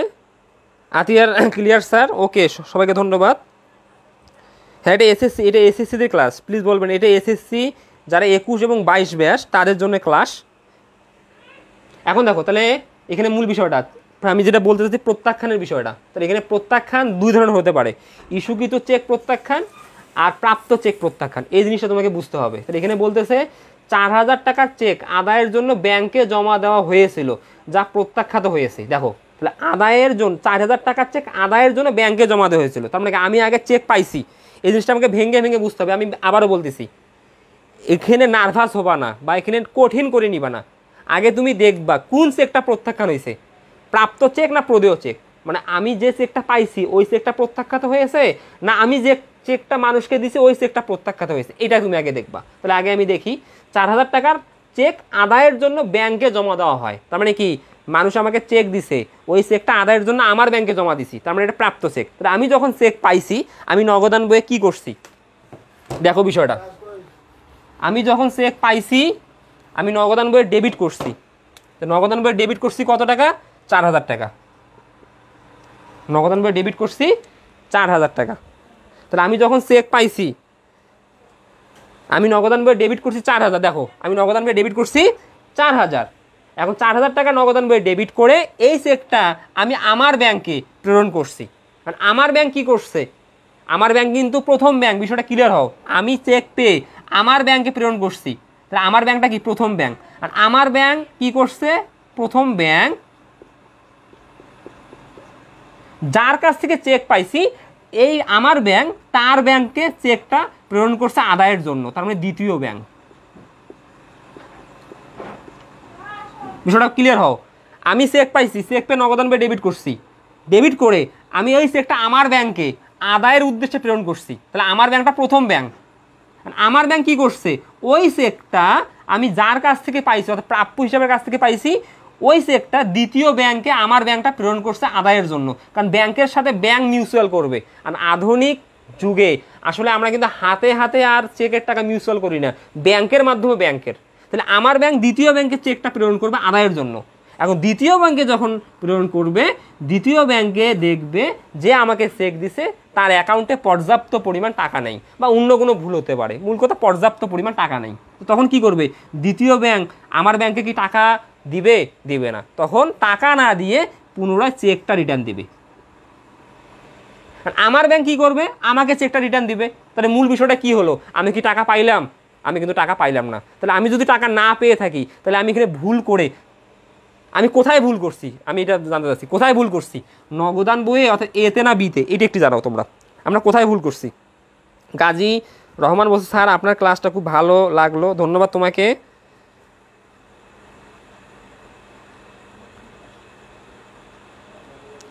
একটু তোমরা জানাও যে আমরা ভুলটা কোথায় করছি। আমি চেক পেয়ে চেকটা আমার ব্যাংকে প্রেরণ করছি, আমার ব্যাংক কি করছে, আমি যার কাছ থেকে চেক পাইছি সেই ব্যাংকে চেকটা প্রেরণ করছে। একটু দ্রুত জানাও কোথায় ভুল করছি আমরা। সুবর্ণা হোসেন বলছে নগদান বইয়েতে, ফাহমিদা আক্তার বলছে এ, নাজমা আক্তার নাজমা বলছে এ। কোথায় ভুল করছি আমরা দেখো। তার মানে এখানে মূল বিষয়টা হচ্ছে আমরা চেক পেয়ে নগদান বইয়ে ডেবিট করছি, তারপরে আমার ব্যাংকে পাঠাইছে, আমার ব্যাংক দ্বিতীয় ব্যাংকে পাঠাইছে। তার মানে দ্বিতীয় ব্যাংক পর্যাপ্ত পরিমাণ টাকা না থাকার কারণে চেকটা প্রথম ব্যাংকে ফেরত দিছে, প্রথম ব্যাংক আমাকে ফেরত দিছে। তার মানে আমি যে ডেবিট করলাম, আমি কি এটা ভুলে ডেবিট করছি না, ব্যাংক কি আমার হয়ে ক্রেডিট করবে, করবে না। তার মানে এটা আমার ভুল হয়েছে। তার মানে এটা সংশোধন করার জন্য আমাকে কি করতে হবে, এখন কি করতে হবে সংশোধন করার জন্য বলো, একটু দ্রুত জানাও। সংশোধন করার জন্য কি করব, অর্থাৎ এটা কি যে প্রকাশ করবে, ডেবিট না ক্রেডিট, দ্রুত জানাও। সবাই অ্যান্সার দিছো নগদান বইয়ে, সবারটা সঠিক অ্যান্সার। সবাইকে ধন্যবাদ যারা যারা নগদান বইয়ে অ্যান্সার, সবাই নগদান বইয়ে অ্যান্সার দিছো। সবাই জানাও একটু দ্রুত যে আসলে আমরা এখন কি করব, ভুলটা সংশোধন করার জন্য কি করতে হবে, দ্রুত জানাও কি করতে হবে। সুবর্ণা হোসেন বলছে 4000 টাকা ক্রেডিট, দ্রুত জানাও দ্রুত জানাও দ্রুত জানাও। ক্রেডিট করতে হবে, হ্যাঁ ক্রেডিট করতে হবে। তাহলে সবার ইনশাল্লাহ ক্লিয়ার। কারণ আমি ভুল করে নগদান বইয়ে ডেবিট করছি, ভুল বলাও যাবে না যে আসলে আমি যখন চেকটা পাইছি আমি নগদান বইয়ে ডেবিট করছি, ব্যাংক কি করছে ডেবিটও করে নাই ক্রেডিটও করে নাই। 1 মিনিট একটু দাঁড়াও।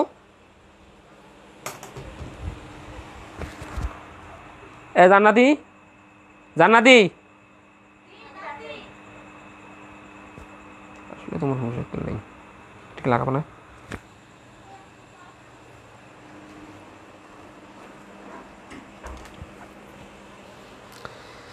তাহলে আমরা এখানে মূল বিষয়টা, আমরা এটা ভুল বলা যাবে না। আমি চেক পেয়ে নগদান বইয়ে ডেবিট করছি, আমি আদায়ের উদ্দেশ্যে আমার ব্যাংকে প্রেরণ করছি, আমার ব্যাংক প্রাপ্য হিসেবের ব্যাংকে প্রেরণ করছে, প্রাপ্য হিসেবের ব্যাংকে পর্যাপ্ত পরিমাণ টাকা না থাকার কারণে আমার ব্যাংকে চেকটা ফেরত দিছে, আমার ব্যাংক আমাকে চেকটা ফেরত দিছে। তাহলে ওভারঅল কি হলো, আমরা ভুল করে আমরা নগদান বইয়ে ডেবিট করছি। তাহলে এটা সংশোধন করার জন্য কি করব, আমি ক্রেডিট করব। তার মানে প্রাপ্ত চেক যদি কখনো প্রত্যাখ্যাত হয়, প্রাপ্ত চেক যদি প্রত্যাখ্যাত হয় তার মানে ক্রেডিট জের প্রকাশ করে। কেন ক্রেডিট জের প্রকাশ করে, কারণ আমি একবার ডেবিট করছিলাম অর্থাৎ ডেবিট হয়েছিল, তাই এখন ক্রেডিট করব, যেটা হয়েছিল তার বিপরীত। তো সবাই একটু জানাও যারা যারা মেসেজ করোনি ক্লিয়ার কিনা, তাহলে আমরা ক্রেডিট করব।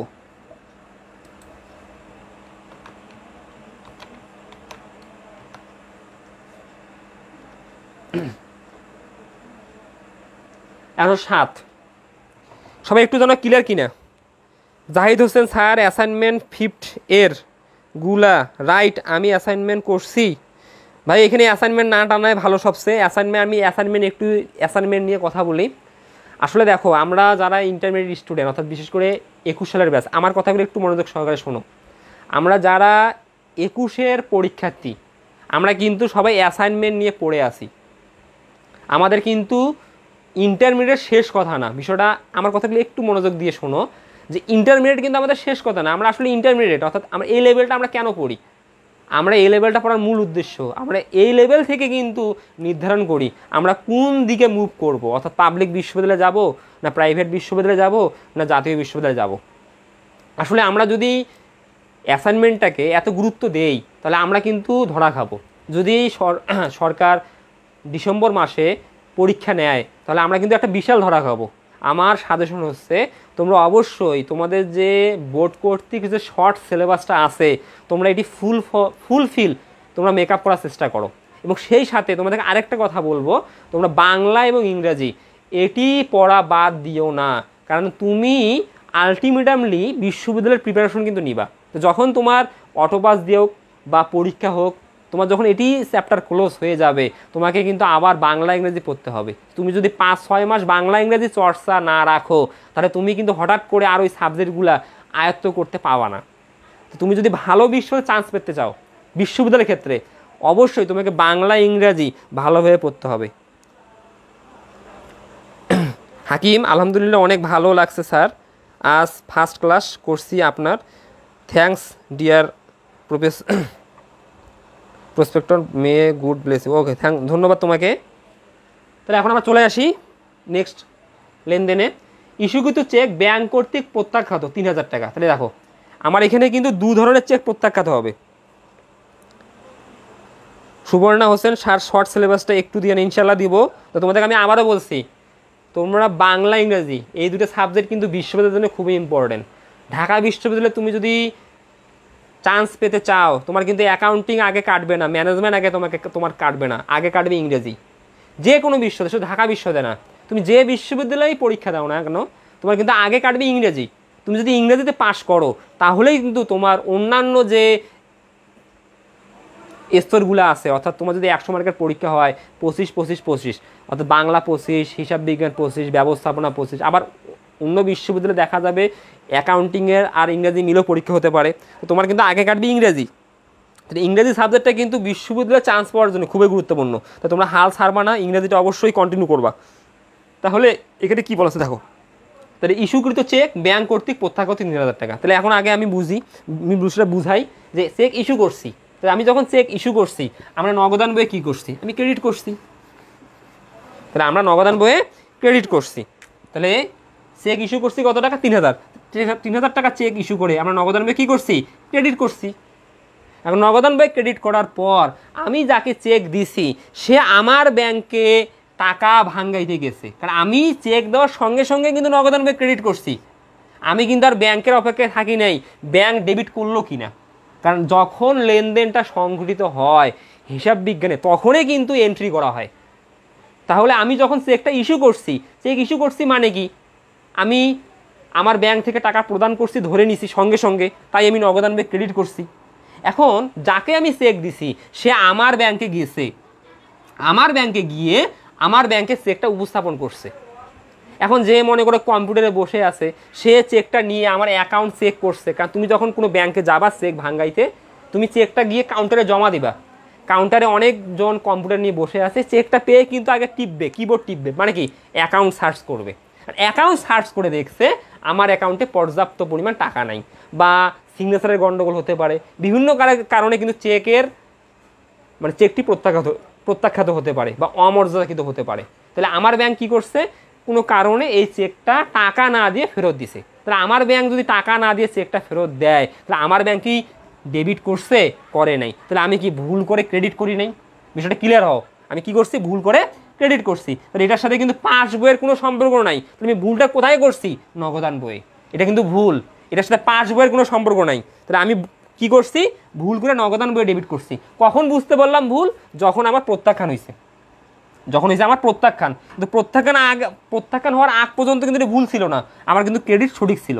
যখনই প্রত্যাখ্যান হইলো, তখনই আমি বুঝলাম যে আমার নগদান বইয়ে ক্রেডিট করা ভুল হয়েছে। তাহলে ভুলটা সংশোধন করার জন্য আমি কি করব, আমি একটু বলে দিচ্ছি দ্রুত, আমার সময় যদি শর্ট, আমি এখন ডেবিট করব। যেহেতু আমি ডেবিট করব তাই এটি ডেবিটসের প্রকাশ করে। তাহলে আমি যেটা করে ফেলছি তার বিপরীতটা আমাকে করতে হবে, তাহলে এখন আমাকে ডেবিট করতে হবে, তাহলে আমি লিখবো ডেবিট। তাই তোমরা একটু সবাই জানাও, আমি ততক্ষণ ক্রেডিট লিখি, সরি আমি ততক্ষণ ডেবিট লিখি, তোমরা একটু জানাও ডেবিট, আমি ততক্ষণ ডেবিট লিখি যে তোমরা বুঝছো কিনা, এটা তুমি জানাও, দ্রুত জানাও, বুঝছো কিনা দ্রুত জানাও।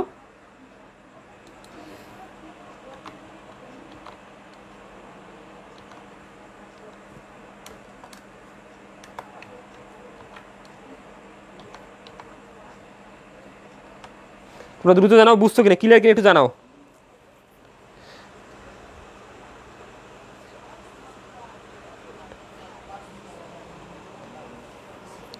দ্রুত জানাও ক্লিয়ার কিনা, দ্রুত জানাও ক্লিয়ার কিনা। তাহলে এখানে মূল বিষয়টা হচ্ছে আমরা যখন দেখবো প্রত্যাখ্যাত অমর্যাদাকৃত, এখানে প্রত্যাখ্যান না লেখে কিন্তু অমর্যাদাকৃত লেখা থাকতে পারে। তাহলে প্রত্যাখ্যাত এবং অমর্যাদাকৃতর ক্ষেত্রে তোমাকে দেখতে হবে প্রাপ্ত চেক প্রত্যাখ্যান হয়েছে না ইস্যুকৃত চেক প্রত্যাখ্যান হয়েছে। যদি প্রাপ্ত চেক প্রত্যাখ্যান হয়, প্রাপ্ত চেক প্রত্যাখ্যান মানে কি, প্রাপ্ত চেক মানে আমি নগদান বইয়ে ডেবিট করছি, প্রত্যাখ্যান মানে কি আমার টাকাটা আদায় হয়নি, যেহেতু আমি নগদান বইয়ে ডেবিট করছি এখন আমাকে ক্রেডিট করতে হবে। আর প্রদেয় চেক প্রত্যাখ্যান মানে কি, যখন আমি চেক ইস্যু করছি আমি নগদান বইয়ে ক্রেডিট করছি, আর ইস্যু করার পর যখন ব্যাংকে ওই ব্যক্তি গেছে, ব্যাংকে বিভিন্ন কারণে অর্থাৎ পর্যাপ্ত পরিমাণ টাকা না থাকার কারণে, সিগনেচার গরমিল হওয়ার কারণে টাকা না দিয়ে চেকটা ফেরত দিছে, মানে প্রত্যাখ্যান হয়েছে। তাহলে আমি কি ভুল করে ক্রেডিট করছিলাম, এখন আমি ডেবিট করব। মূল বিষয়টা হচ্ছে এইটি। ওকে, সবাই ইনশাল্লাহ বুঝেছো? স্যার আর একটু বুঝাবেন? হ্যাঁ আর একটু বুঝাইলাম।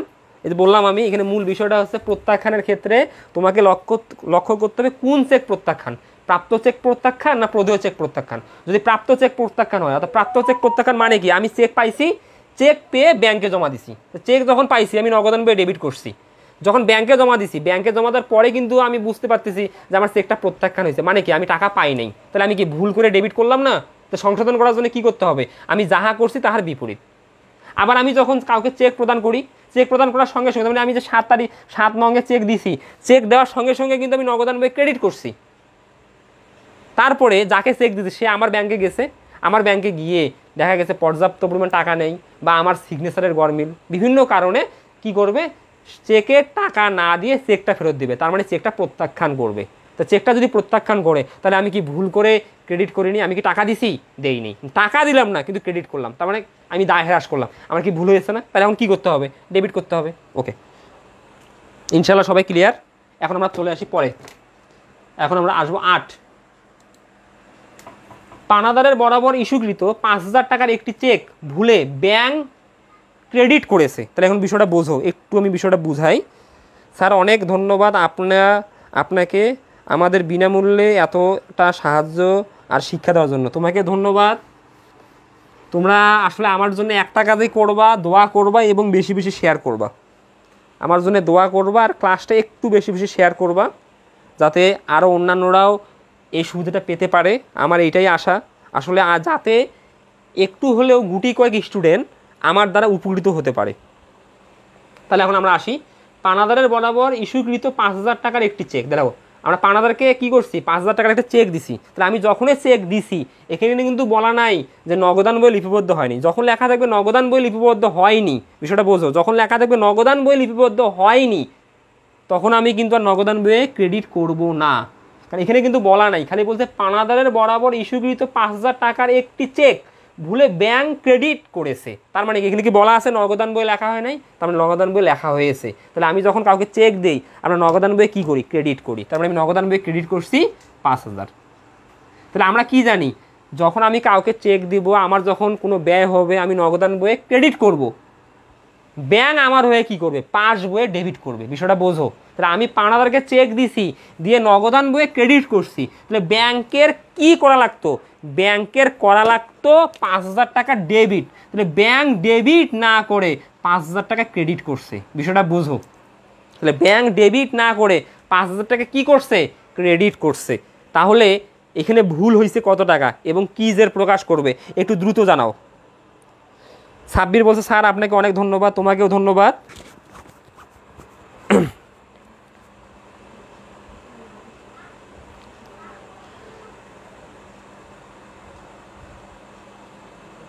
স্যার আপনার মনের আশা পূর্ণ করুক, ধন্যবাদ তোমাকে ফেমাস বয় রাকিব।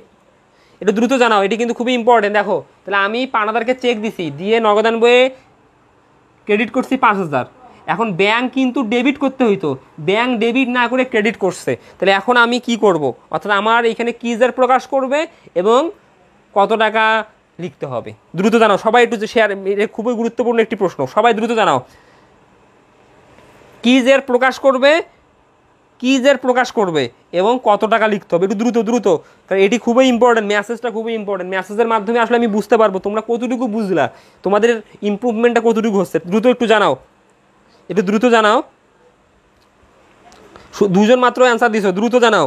সুবর্ণা হোসেন বলছে 5,000 টাকা ডেবিট, ফাহমিদা আক্তার বলছে 5,000 টাকা ডেবিট জের, জান্নাতুল ফেরদৌস বলছো ডেবিট জের, নাজমা আক্তার বলছো নাজমা 1,000 টাকা, সরি তুমি বলছো 1,000 টাকা, তুমি মনে হয় 10,000 টাকা বলতে চাইছিলে। জেডটাই গুরুত্বপূর্ণ এখানে। আসলে আমি একটু বলে দেই, এখানে কারো অ্যান্সারই হয়নি, এখানে মূল বিষয়টা এখন বোঝো। এখানে দেখো, এখানে মূল বিষয়টা আমরা কিন্তু নগদান বই ঠিক করছি, বিষয়টা একটু বোঝার চেষ্টা করো। আমরা পাওনাদারকে কি করছি, 5,000 টাকা চেক দিছি। যখন এই পাওনাদারকে 5,000 টাকা চেক দিছি, আমি নগদান বইয়ে 5,000 টাকা ক্রেডিট করছি, তারপরে নগদান বইয়ে কোনো প্রবলেম নেই। এখন পাস বইয়ে যেটা আমি ক্রেডিট করব, পাস বইয়ে কিন্তু ডেবিট করব। তাহলে পাস বইয়ে আমার ডেবিট করা লাগতো, তাই পাস বইয়ে ডেবিট না করে ক্রেডিট করছি 5,000। তার মানে কি, আমি ভুল করে ক্রেডিট করছি 5,000, তাহলে আমি ভুলটাকে সংশোধন করব। তাহলে ভুলটা সংশোধন করার জন্য কি করতে হবে, ক্রেডিট করছি ডেবিট করতে হবে। ভুল সংশোধন করার নিয়ম কি, তুমি যাহা করবা তাহার বিপরীত আরেকবার ভুল করতে হবে। তাহলে আমি ক্রেডিট করছি, এই ভুলটাকে সংশোধন করতে হবে। তাহলে 5,000 টাকা ক্রেডিট করছি, তাহলে এই ভুলটাকে সংশোধন করার জন্য কী করতে হবে, 5,000 টাকা ডেবিট করতে হবে। আর আমাকে সঠিক লিখতে হইতো কত টাকা, 5,000 টাকা, কারণ আমি ক্রেডিট করছি কত, 5,000, তাহলে ডেবিট করবো কত, 5,000। তাহলে এই 5,000 টাকা কেন হইলো, ভুল সংশোধনের জন্য। কিন্তু আমি যে প্রদেয় হিসাবকে টাকা দিলাম, ব্যাংক কি ডেবিট করছে, তাহলে এখন ওটাও শুদ্ধ করতে হবে না, তাহলে আরও 5,000। তাহলে মোট আমি ডেবিট করবো কত, আমার 10,000 টাকা ডেবিট করতে হবে। তার মানে যেহেতু 10,000 টাকা ডেবিট করতে হবে, তাই ডেবিট জেড প্রকাশ করে। তাহলে এটি বুঝছো কিনে একটু সবাই ক্লিয়ার করো, দ্রুত ক্লিয়ার করো, দ্রুত। হ্যাঁ এখন বলছো ফারিয়া বলছো 10,000 টাকা ডেবিট জেড, জান্নাতুল ফেরদৌস বলছো ডেবিট জেড 10,000 টাকা, ইমন বলছো 10,000 টাকা ডেবিট জেড। ধন্যবাদ তোমাদেরকে, অ্যান্সার সঠিক। তাহলে এখন আমরা লিখবো এটা ডেবিট, তাহলে আমরা লিখবো ডেবিট।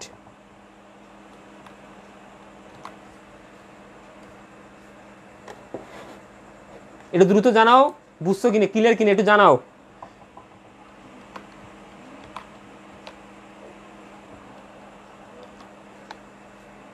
একটু দ্রুত জানাও, বুঝছো কিনা, ক্লিয়ার কিনা একটু জানাও, ক্লিয়ার কিনা একটু জানাও। হ্যাঁ Ashraful Islam clear, okay clear. তাহলে এটা কিন্তু খুবই ইম্পর্টেন্ট। তাহলে এখানে দেখো আমি আবারও বলতেছি, দেখো ক্লাসে এখন মাত্র 18 জন স্টুডেন্ট, তাহলে আমি 100 জন নিয়ে শুরু করছিলাম। তাহলে এখানেই হচ্ছে মূল বিষয়টা। আসলে যখনই একটি ক্লাস লেন্থ বড় হয়, তখনই আসলে স্টুডেন্টদের কনসেন্ট্রেশন থাকে না, অর্থাৎ মনোযোগ থাকে না। কারণ এখানে কেন দেরি হচ্ছে, কারণ যখনই আমি গণিত বুঝাতে যাবো, অর্থাৎ সৃজনশীল অঙ্ক বলো বা নর্মালি একটা অঙ্ক বুঝাতে যাব, আমি যদি বুঝাইতে চাই মুখস্থ না করে, আমার একটু কিন্তু সময় দেওয়া লাগবে। স্যার আর একবার বুঝাবেন প্লিজ। জি স্যার ক্লাস আসা, আমি আরেকবার বলতেছি দ্রুত। এখানে মূল বিষয়টা, আমি পাওনাদারকে যখন চেক ইস্যু করছি, আমি নগদান বইয়ে কিন্তু ক্রেডিট করছি। তো নগদানে ক্রেডিট করছি, পাস বই কিন্তু ডেবিট হওয়ার কথা, কিন্তু পাস বই অর্থাৎ ব্যাংক কী করছে, ক্রেডিট করছে। এখন বিষয়টা ক্লিয়ার হও, ব্যাংক ক্রেডিট করা মানে কি, ব্যাংক ডেবিট করা মানে কি, এই জিনিসটা কিন্তু খুবই গুরুত্বপূর্ণ। ব্যাংক ক্রেডিট করা মানে আমার অ্যাকাউন্ট বৃদ্ধি হওয়া, আর ব্যাংক ডেবিট করা মানে আমার অ্যাকাউন্ট হ্রাস পাওয়া। তাহলে আমি মানুষকে 5,000 টাকা দিছি, তাহলে ব্যাংক যদি ওই টাকাটা প্রদান করে, আমার অ্যাকাউন্ট বাড়বে না কমবে, এই জিনিসটা আগে বোঝার চেষ্টা করো।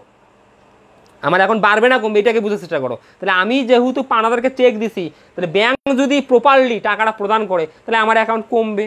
তো ব্যাংক আমার অ্যাকাউন্ট না কমিয়ে আমার অ্যাকাউন্ট বাড়াইছে, তাহলে কি ব্যাংক ভুল করে 5,000 টাকা বাড়ায় নেই?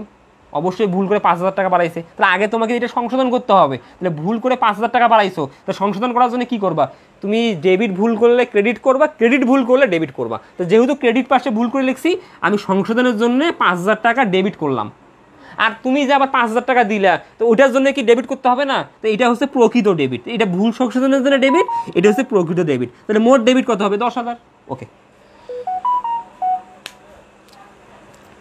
সবাই শেষ পর্যন্ত থাকে না, এটাই সমস্যা, এটাই তো সমস্যা। আসলে সবাই শর্টকাট রাস্তা খোঁজে, শর্টকাট রাস্তা আসলে এটা খুবই ক্ষতিকর একটা দিক, যে শর্টকাট টেকনিক তোমাকে আগে প্রপারলি শিখতে হবে। কাদের জন্য শর্টকাট?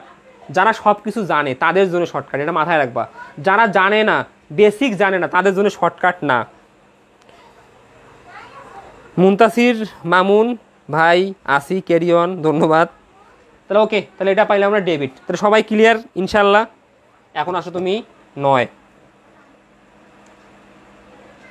ব্যাংক চার্জ 600 টাকা এবং ব্যাংক সুদ 1000 টাকা, যা এখনও নগদান বইতে লেখা হয়নি। তাহলে দেখো তো এখানে ব্যাংক চার্জ আর ব্যাংক সুদ এটা কি আসলে?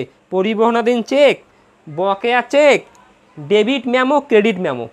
আগে প্রথমটা আমি বলি, ব্যাংক চার্জ কি বলো? ব্যাংক চার্জ আমি অপশন দিই, অপশনগুলো লেখো তোমরা। যদি পরিবহনাধীন চেক হয় এ, যদি বকেয়া চেক হয় বি। এ মানে পরিবহনাধীন চেক, পরিবহনাধীন চেক। বি মানে বকেয়া চেক। সি মানে ডেবিট মেমো। ডি মানে ক্রেডিট মেমো। অপশন বলো। ব্যাংক চার্জ কি? নগদান বলে লেখা নেই, ব্যাংক চার্জ কি? দ্রুত জানাও। A B C D. Bank charge কি? দ্রুত আগে ব্যাংক চার্জটার কথা বলো। ব্যাংক চার্জ কি? ব্যাংক চার্জ কি? প্রথমে ব্যাংক চার্জটা লিখবা, কমা দিয়ে তোমার ব্যাংক জমার সুদ কি। অর্থাৎ ব্যাংক চার্জ, পরিবহনাধীন চেক, বকেয়া cheque, debit memo, credit memo. পরিবহনাধীন চেক, তারপরে হচ্ছে তোমার ব্যাংক সুদ, পরিবহনাধীন চেক, বকেয়া cheque, debit memo, credit memo. দ্রুত জানাও, দুটোই অ্যান্সার একসাথে দাও। প্রথমে ব্যাংক চার্জ দাও, তারপরে ব্যাংক জমার সুদ দাও। দ্রুত দ্রুত দ্রুত, একটু দ্রুত দাও। Suborna debit memo, Nazma D credit memo, Emon C debit memo, Ashraful C debit memo. আমি দুটি অ্যান্সার দিতে বলছি, ডেবিট মেমো। আসলে আমি দুটি একসাথে কমা দিয়ে দিতে বলছি। তাহলে দেখো মূল বিষয়টা, আমি একটু আসলে যদি সময় নেই, আর আমি সময় নিব না। তাহলে এখানে দেখো ব্যাংক চার্জ। ব্যাংক চার্জ মানে কি? আমি যে আমার ব্যাংকের কাছ থেকে এত ফেসিলিটি নিচ্ছি, সুবিধা নিচ্ছি, তাহলে ব্যাংক কি করবে? এই ফেসিলিটি দেওয়ার জন্য চার্জ নেবে আমার অ্যাকাউন্ট থেকে। তাহলে আমার অ্যাকাউন্ট থেকে চার্জ দেবে। আমি তো আছি দোকানে, আমার কাছ থেকে কি ডেকে নিয়ে চার্জ নেবে? না, আমার কাছ থেকে নিবে মানে কি? আমার অ্যাকাউন্ট থেকে নিবে। তাহলে আমার অ্যাকাউন্টে টাকা বাড়লে ব্যাংক ক্রেডিট করে, আমার অ্যাকাউন্টে টাকা কমলে ব্যাংক ডেবিট করে। তাহলে আমার ব্যাংক চার্জের কারণে আমার অ্যাকাউন্টে বাড়ছে না কমছে? আমার অ্যাকাউন্ট কমছে, তার মানে কি? এটি ডেবিট মেমো। আর পরেরটা ব্যাংক সুদ। ব্যাংক সুদ মানে কি? আমার অ্যাকাউন্টে টাকা জমা আছে, ওই টাকার উপর ব্যাংক আমাকে লাভ দিবে।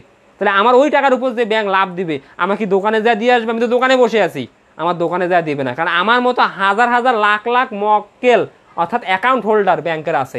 ব্যাংক যদি মনে করে আমি দোকানে দোকানে পৌঁছে দেবো, তাহলে প্রত্যেকটা মনে করো ব্রাঞ্চে ওটার জন্য এক্সট্রা আবার লোক নিয়োগ দিতে হবে। তা আমার হাতে না দিয়ে আমার অ্যাকাউন্টে জমা করবে। তার মানে এই জন্য আমার অ্যাকাউন্ট বাড়বে না কমবে? বাড়বে।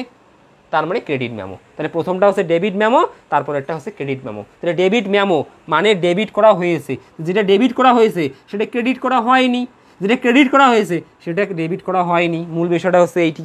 তাহলে এখন ব্যাংক চার্জের পাশে আমি লিখবো এটি হচ্ছে ক্রেডিট, অর্থাৎ ডেবিট হয়েছে এখন হবে ক্রেডিট। মূল বিষয়টা উল্টা, আবারও বলছি মূল বিষয়টা এখানে উল্টা। তাহলে এটা হবে ক্রেডিট, ক্রেডিট।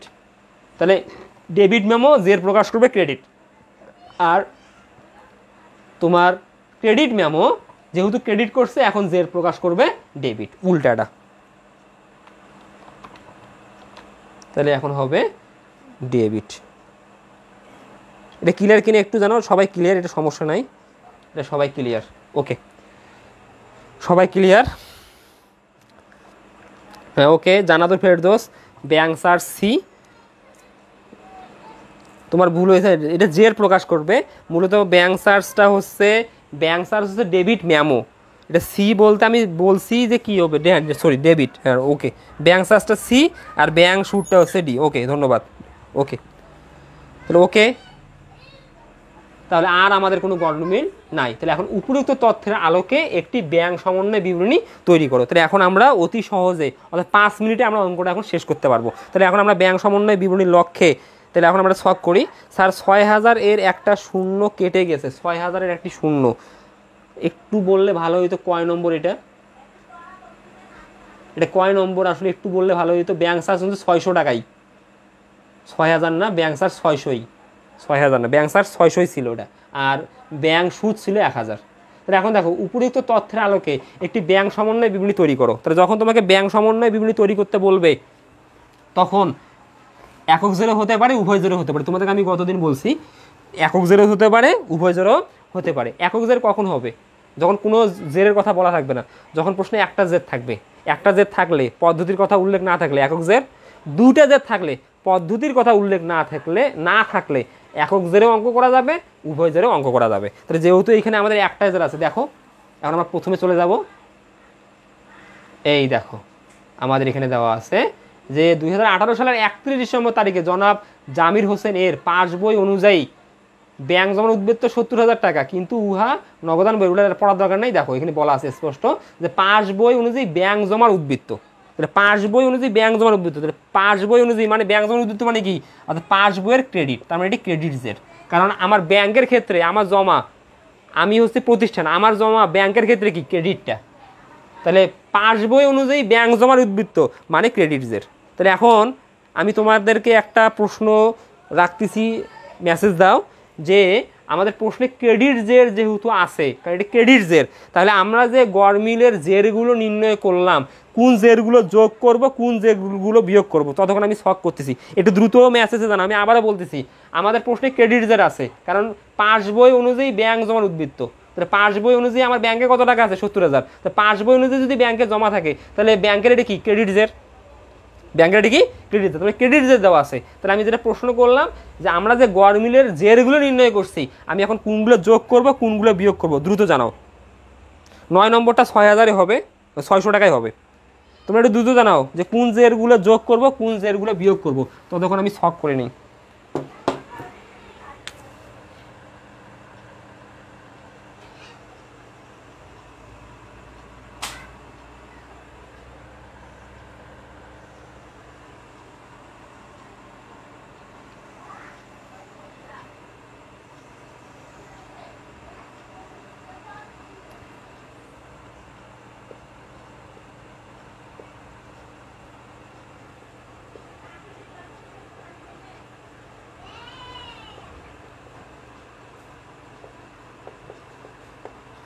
এটা দ্রুত জানাও।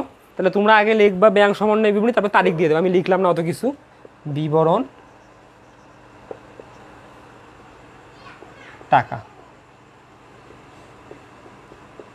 টাকা। তাহলে আমি লিখি নিই জেডটা, তাহলে পাস বই অনুযায়ী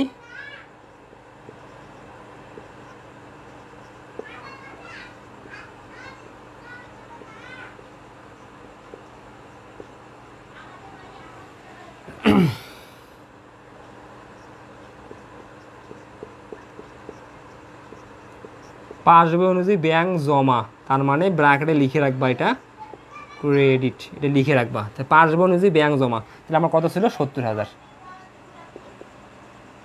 তাহলে একটু দ্রুত জানাও, জানাইছো কিনা যে কোনগুলো আমরা যোগ করব, কোনগুলো বিয়োগ করব। ক্রেডিট জের যোগ, ডেবিট জের বিয়োগ, এটা অনেকে অ্যান্সার করছো তোমরা। প্রথমে আরিফ সরকার ক্রেডিট যোগ এবং ডেবিট বিয়োগ, সিয়াম খান বলছে ক্রেডিট যোগ ডেবিট বিয়োগ, আরিফ বলছে ক্রেডিট যোগ ডেবিট বিয়োগ, আশরাফুল বলছে ক্রেডিট জের যোগ ডেবিট জের বিয়োগ, সুবর্ণা বলছে ক্রেডিটগুলো যোগ ডেবিটগুলো বিয়োগ, নাজমা বলছে ডেবিটগুলো যোগ ক্রেডিটগুলো বিয়োগ। নাজমা তোমারটা ভুল হয়েছে, দেখো লক্ষ্য করো ক্রেডিট জের। হিসাব বিজ্ঞানের মূল এখানে যাদের বুঝতে সমস্যা আছে সেটা বলতেছি আমি। হিসাব বিজ্ঞানে গণিতে আমরা যোগ বিয়োগ কেমন করি দেখবে, আমার পেজে ডেবিট ক্রেডিট নির্ণয়ের একটা ফর্মুলা আছে, এটি তুমি কোনো বইয়ে পাবা না। অর্থাৎ গণিতের সূত্র ব্যবহার করে আমরা গণিতে কী করি, প্লাসে প্লাসে সমান সমান কিন্তু প্লাস করি, প্লাসে মাইনাসে আমি কিন্তু মাইনাস করি। তাহলে গণিত থেকে আসলে হিসাব বিজ্ঞানে আসছে, এটা হচ্ছে হিসাব বিজ্ঞানের সাথে গণিতের পুরো সম্পর্ক আছে। তাহলে মূল বিষয়টা এখানে কি দেখো, যখন ডেবিট হয় মানে একই জের কিন্তু হচ্ছে, মানে যোগ করা বোঝায়।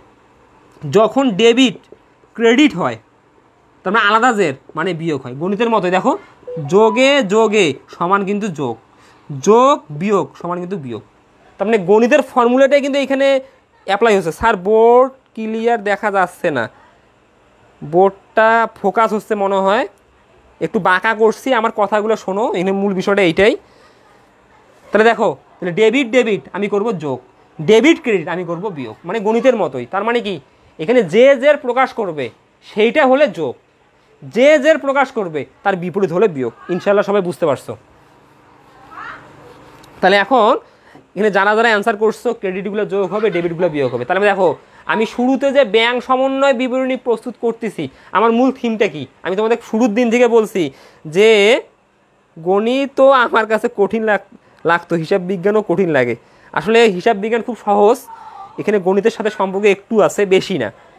তাহলে দেখো, আমি যেটা বলতেছি, আমি শুরু থেকে তোমাদেরকে যেটা বলে আসতেছি যে আমার এখানে মূল থিমটা হচ্ছে আমি কোনোভাবে মুখস্থ করব না। তাহলে ইনশাআল্লাহ যারা আজকে ক্লাসটি শুরু থেকে শেষ পর্যন্ত দেখেছো যে এখানে মুখস্থর কোনো ন্যূনতম সম্ভাবনা নাই, এখানে আমরা বুঝে বুঝে অঙ্কগুলো করার চেষ্টা করতেছি।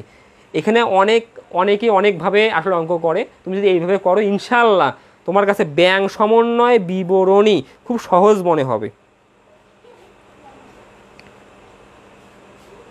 তাহলে এখানে মূল বিষয়টা হচ্ছে, আমরা যে মূল বিষয়টা হিসাব বিজ্ঞানের ডেবিটে ডেবিটে যোগ, ক্রেডিটে ক্রেডিটে যোগ, যেহেতু ক্রেডিটসের প্রকাশ করে, যেগুলো ক্রেডিট সেগুলো যোগ করব। তাহলে আমি লিখব যোগ।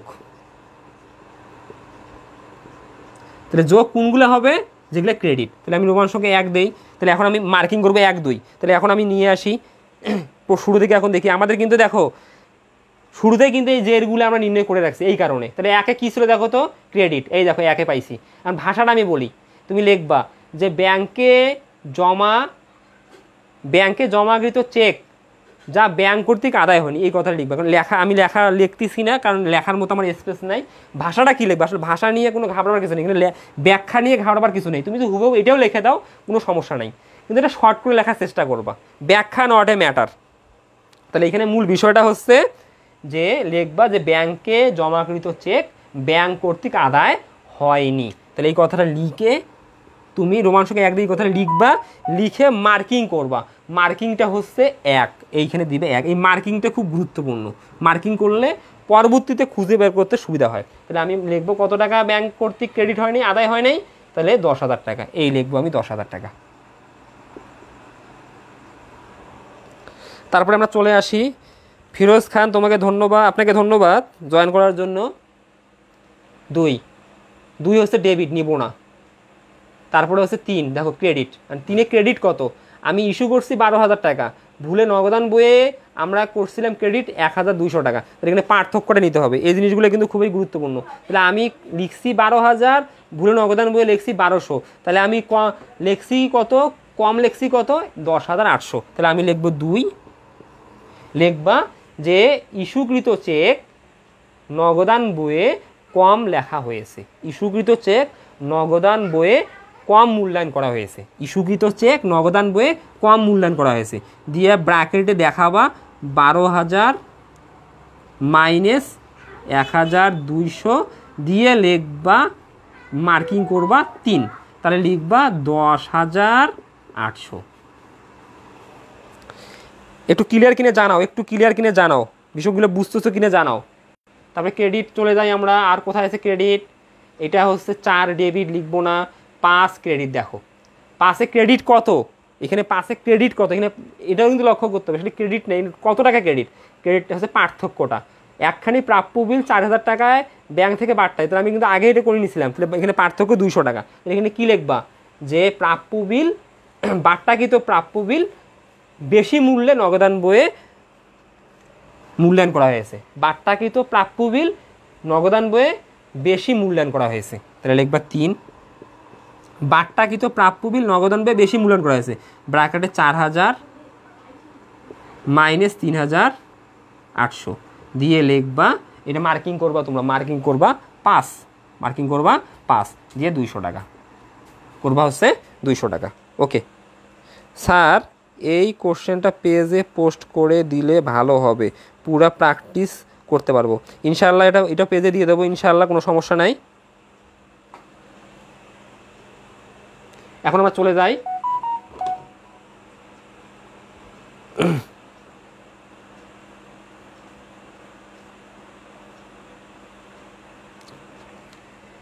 এখন আমরা চলে আসি ছয়ে দেখো ক্রেডিট 4000 টাকার চেক আদায়ের জন্য ব্যাংকে জমা দেওয়া হয়েছিল, যা প্রত্যাখ্যাত হয়েছে। তাহলে তুমি এখানে লিখবা ব্যাখ্যায় যে ইস্যুকৃত প্রাপ্ত জমাকৃত চেক ব্যাংক কর্তৃক প্রত্যাখ্যান। ব্যাখ্যা লিখবা 4 দিয়ে জমাকৃত চেক ব্যাংক কর্তৃক প্রত্যাখ্যান বা জমাকৃত চেক প্রত্যাখ্যান হয়েছে, এটা লিখলে হবে জমাকৃত চেক প্রত্যাখ্যান হয়েছে। তো জমাকৃত চেক প্রত্যাখ্যান হয়েছে কত টাকা? ক্রেডিট জের 4000 টাকা। তার মানে ক্রেডিটগুলো আমি যোগ করতেছি, এখানে মূল বিষয়টা আছে এইটা। জান্নাতুল ফেরদৌস ক্লিয়ার স্যার, ওকে। তারপরে আমরা আসবো 7 ডেবিট নিব না, 8 ডেবিট নিব না। এইবার দেখো 9 600 টাকা ব্যাংক চার্জ 600 টাকা, 6000 টাকা না, 600 টাকা, ওটা ক্রেডিট আছে। তাহলে আমি লিখবো 5, লিখবা ব্যাংক চার্জ লিখবা যা নগদান ভুক্ত হয়নি, ব্যাংক চার্জ নগদান ভুক্ত হয়নি, কথাটা লিখবা। এটা আগেরটা মার্কিং করে নিবা। তাহলে ব্যাংক চার্জ নগদান ভুক্ত হয় নাই, এটা মার্কিং কত? 9 লিখবা। 9 লিখবা তোমার আছে 600 টাকা। না আর একটু ক্যালকুলেটর আমি যোগ করি।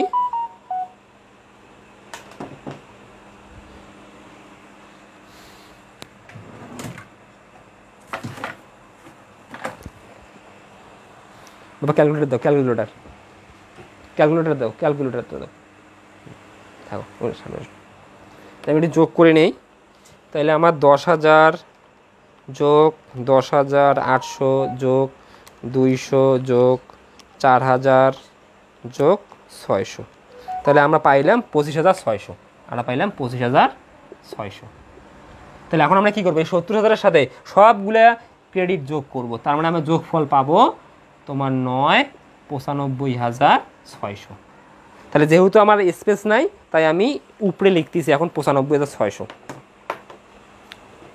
আমি উপরে লিখতেছি 95,600, এগুলো মিশে দিলাম।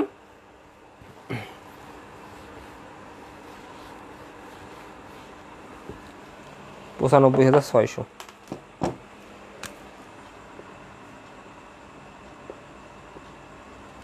তাহলে এখন আমরা কি করব? এই 95,600 থেকে আমরা কি করব? যেগুলো ডেবিট আমরা বিয়োগ করব। তাহলে আমরা লিখব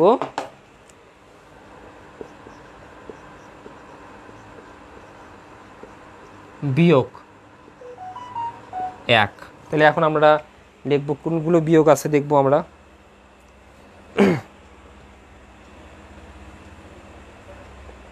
অর্থাৎ ডেবিট কী কী আছে দেখব।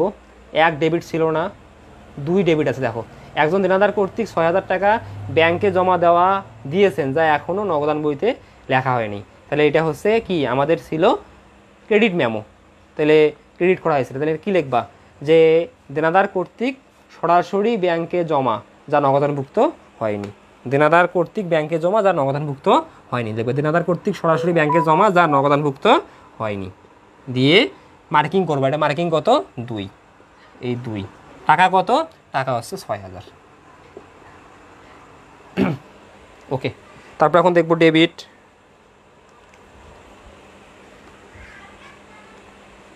Debit 3 credit 4 debit. দেখো তাহলে ইস্যু করছিলাম 13,000, এই 13,000-এর মধ্যে 9,000 টাকা কি ব্যাংক পরিশোধ করেনি। তাহলে 9,000 টাকা ইস্যু করছি 13, ব্যাংক পরিশোধ করেনি 9,000। তাহলে আমি লিখবো 2। ইস্যুকৃত চেক ব্যাংকে উপস্থাপিত হয়নি, লিখবো ইস্যুকৃত চেক ব্যাংকে উপস্থাপিত হয়নি। এটা আসলে ব্যাখ্যাটা কোনো ব্যাপার, ওটা লিখলেও কোনো সমস্যা নেই। মার্কিং কত? মার্কিং হচ্ছে 4। তাহলে ব্যাংক উপস্থাপন হয়নি কত টাকা? 9,000 টাকা। 9,000 টাকা লিখবো। 4,000 টাকা কিন্তু ব্যাংক উপস্থাপন হয়েছে, ওটা কিন্তু হয়ে গেছে। এখন ডেবিট কোথায় আছে আর সেটা দেখবো। 5 ক্রেডিট 6 ক্রেডিট 7, এই দেখো ডেবিট। তো লিখবা ইস্যুকৃত চেক ব্যাংক কর্তৃক প্রত্যাখ্যান। 7 রোমান সংখ্যা 3 দিবা। ইস্যুকৃত চেক ব্যাংক কর্তৃক প্রত্যাখ্যান কত নম্বর? এটা 7। এই মার্কিং করলাম 7। টাকা কত? 3,000।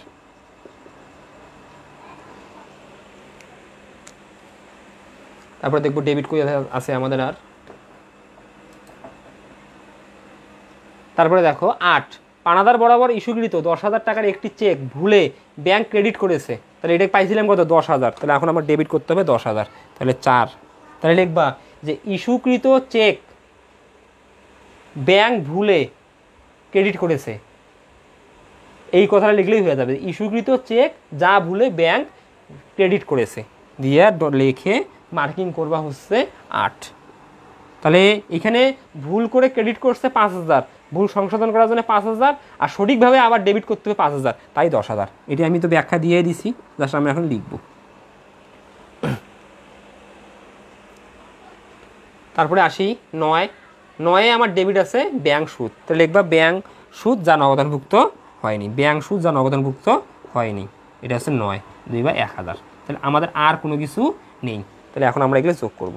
তাহলে একটু সবাই জানাও ক্লিয়ার কিনা, কোনো সমস্যা না থাকারই কথা।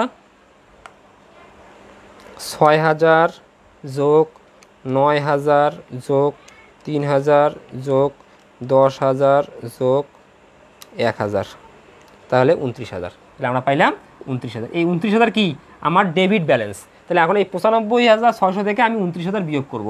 তাহলে এখন আমি যদি 95,600 থেকে 29,000 বিয়োগ করি, তাহলে আমি পাবো 66,600।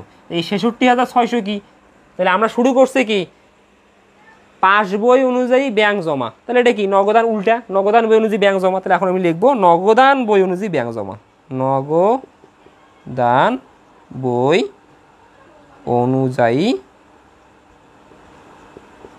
ব্যাংক জমা। তাইলে আমার পাসবই অনুযায়ী ব্যাংক জমা ছিল কি 70,000, দেখো পাসবই অনুযায়ী ব্যাংক জমা ছিল কি 70,000, এখন নগদান বই অনুযায়ী ব্যাংক জমা কত 66,600। তাহলে এই দুইটা বইয়ের মধ্যে কেন গন্ডগোল, এই যে আমাদের 9টা গন্ডগোল গরমিলের কারণ আছে, এই 9টা গরমিলের কারণে এই দুইটা জের এক হয় নাই। তাহলে এখন এটা জের পাইলাম পাস বইয়ের, এটা জের পাইলাম নগদান বইয়ের। ওকে, এখন আমরা চলে যাব জাবেদায়। তো সবাই ক্লিয়ার কিনে একটু জানাও, সবাই ক্লিয়ার কিনে একটু জানাও।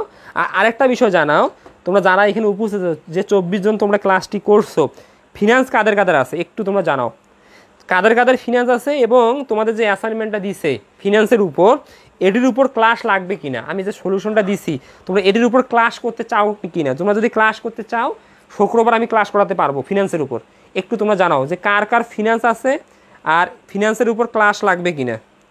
যদি লাগে শুক্রবার করা যাবে, একটু তোমরা জানাও কার কার এখানে ফিনান্স আছে, তোমরা একটু জানাও কার কার ফিনান্স আছে এবং ফিনান্সের ক্লাসটি লাগবে কিনা, অ্যাসাইনমেন্টের ক্লাসটি লাগবে কিনা।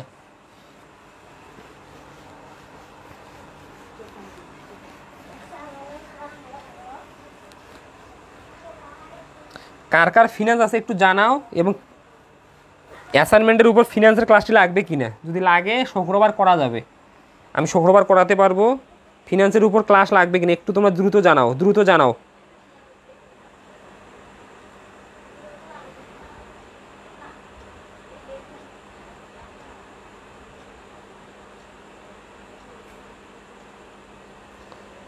একটু দ্রুত জানাও। এতক্ষণ ক্লাস করাইলে মাত্র 13টি শেয়ার হয়ে গেছে, এটি খুবই দুঃখজনক। আসলে শেয়ার অনেক কম হয়ে গেছে, 13টি শুধু শেয়ার হয়ে গেছে, খুবই দুঃখজনক ঘটনা। আসলে এত কম শেয়ার হলে তো অনেক দুঃখজনক ঘটনা। ফিনান্স কার কাছে একটু জানাও। স্যার আমার ফিনান্স আছে আশরাফুল,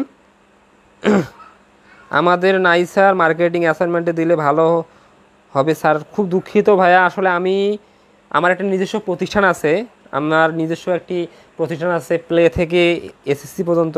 আসলে আমি অনেক সময় বের করে তোমাদের জন্য অ্যাসাইনমেন্টের সমাধান করি।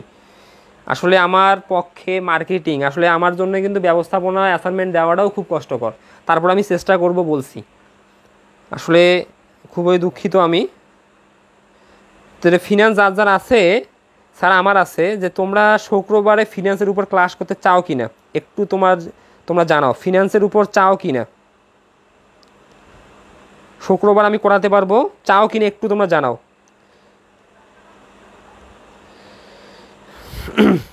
শুক্রবার আমি করাতে পারবো ফিনান্সের উপর ক্লাসটি, তোমরা চাও কিনা একটু তোমরা জানাও ফিনান্সের উপর। এখন তোমরা একটু জানাও, আমরা এখন ক্ষয়ে চলে যাব। আর আমরা বেশিক্ষণ সময় নেব না, আর 5 মিনিটের মধ্যে ক্লাসটি শেষ করবো জাবেদা করে। ওকে, সুবর্ণা হোসেন, জি স্যার চাই। তাহলে ইনশাআল্লাহ আমরা শুক্রবার ফিনান্সের উপর ক্লাস করব।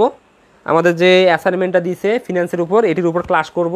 আমাদের যে অর্থের সময়ের মূল্যের উপর দিছে এটির উপর ক্লাস করব, ফিনান্সের উপর শুক্রবার করব। ফিনান্স ক্লাস দিয়েন, না হলেও চলবে। আচ্ছা সমস্যা নাই, আমি ফিনান্স ক্লাসটা দিব, যেহেতু এটা গাণিতিক ফিনান্স ক্লাসটা আমি দেবো, যেহেতু শুক্রবার আমি ফ্রি থাকবো। কালকে আসলে আমি ক্লাসটা করাতে পারতাম, কালকে আমি একটু ঝামেলায় আছি, তাই ওই জন্য কালকে ক্লাসটি করাতে পারবো না। আমি ইনশাল্লাহ শুক্রবার করাতে পারবো, শুক্রবার আমি করাবো ইনশাল্লাহ। তাহলে এখন তোমরা আসো ক্ষয়। দেখো ক্ষয় এখানে বলছে যে সকল দফা নগদানভুক্ত হয়নি তার জাবেদা দাখিলা দাও। অর্থাৎ তোমাদের কিন্তু অ্যাসাইনমেন্টেও ফেমাস বয় রাকিব ফিনান্স লাগবে স্যার, ইনশাল্লাহ ফিনান্স ক্লাস নিব, সমস্যা নাই, শুক্রবার আমি ফিনান্স ক্লাসটা নিব। এখন দেখো তোমরা যে সকল দফা নগদানভুক্ত হয়নি তার জাবেদা দাখিলা দাও। এখানে এই প্রশ্নটা খুবই গুরুত্বপূর্ণ। আর এটা কিন্তু আমরা অনেকে মনে করি যে লেনদেনগুলো নগদান বইয়ে টোটালি লিখি নেই, শুধু তাদের আমি জাবেদা করব, এটি কিন্তু ভুল।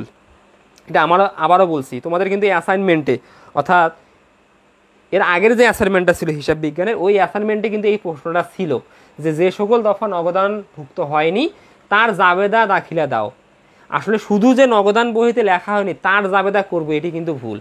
এখানে মূল বিষয়টা হচ্ছে যেগুলো নগদান বইয়ে লিখি নাই তার জাবেদা করতে হবে। এখানে আরেকটা জিনিস উজ্জ্ব আছে, যেগুলো নগদান বইয়ে লিখছি বাট ভুল লিখছি তাদেরও জাবেদা করতে হবে। এই কথাটা তোমরা একটু নোট করে রাখবা, যখন লেখা থাকবে যে সকল দফা নগদানভুক্ত হয়নি তার জাবেদা দাখিলা দাও, মূলত তোমরা যেগুলো নগদান বইয়ে লিপিবদ্ধ হয়নি তার জাবেদা দিতে চাও তোমরা ধরে নাও, আসলে এটি ভুল। জাবেদা দিতে হবে দুই ধরনের, যেগুলো নগদান বইয়ে লিখছি তাদের, এবং যেগুলো নগদান বইয়ে লিখছি কিন্তু ভুল তাদের। মিমি আক্তার রুনা বলছে ম্যানেজমেন্ট 4 উইকের অ্যাসাইনমেন্ট এর অ্যান্সার চাই স্যার। এটি দুঃখিত, এটি দিতে পারবো না আমি, ইনশাল্লাহ আগামী আমি চেষ্টা করব আগামীতে।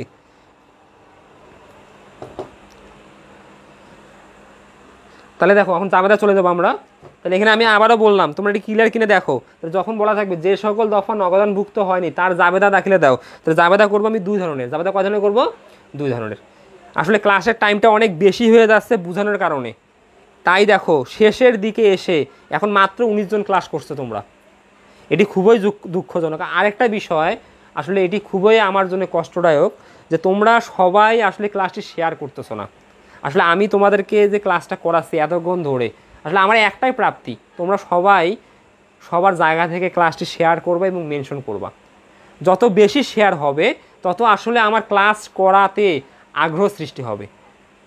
এটি অবশ্যই তোমরা একটু গুরুত্ব দিবা যে স্যার যে আমাদের এতক্ষণ ক্লাস করাচ্ছে, আমরা সবাই একটু নিজ দায়িত্বে ক্লাসটি শেয়ার করি। ব্যাস শেয়ার করতে আসলে টাকা লাগবে না, তোমরা একটু হলে শেয়ার করে দিবা এবং তোমাদের বন্ধুদের মেনশন করবা, এটি হচ্ছে অনুরোধ।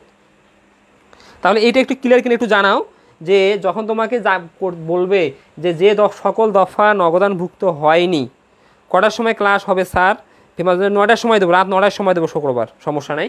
দেখো যে সকল দফা নগদানভুক্ত হয়নি তার জাবেদা দাখিলা দাও, যখন এমন বলা থাকবে আসলে জাবেদা হবে দুই রকম, যেগুলো নগদান বইয়ে লেখনি তারও, যেগুলো আমরা কি করছি ভুলে নগদান বইয়ে লিখছি তারও। স্যার মেনশন ডান, ওকে ধন্যবাদ আশরাফুল ইসলাম। তাহলে এখন আমরা চলে যাই শুরু থেকে জাবেদায়। তাহলে আমি জাবেদা শখ করতেছি না, আমি এমনি করতেছি। তাহলে আমরা এখন করবো জাবেদা। তাহলে আমি এমনি উপরে লিখি খ নং প্রশ্নের উত্তর।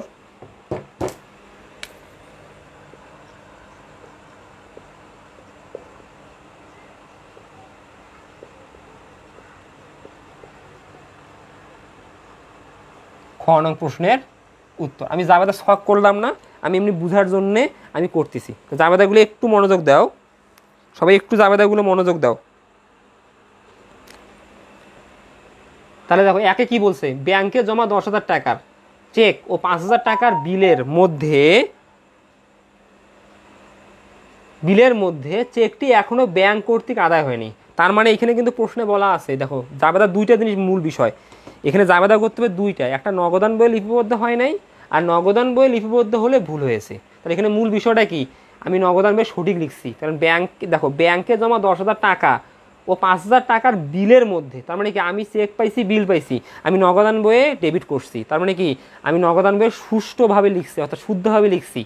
আমি লেখি নেই কোথায় ব্যাংকে, তাহলে ব্যাংকে লেখি নেই বা ব্যাংকের ভুল, এটি আমি জাবেদা করব না। জাবেদা করবো আমি দুইটা, যদি নগদান বইয়ে টোটালি লেখিনি বা লেখলেও আমি কম বেশি লিখছি ভুল, তাদের জাবেদা আমি করব। তাহলে এটা কিন্তু আমাদের সঠিক হয়ে গেছে, এটি জাবেদা হবে না।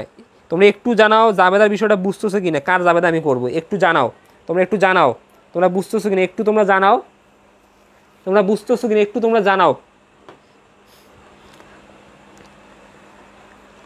কোনটা জাবেদা হবে, বুঝতেছো কিনা।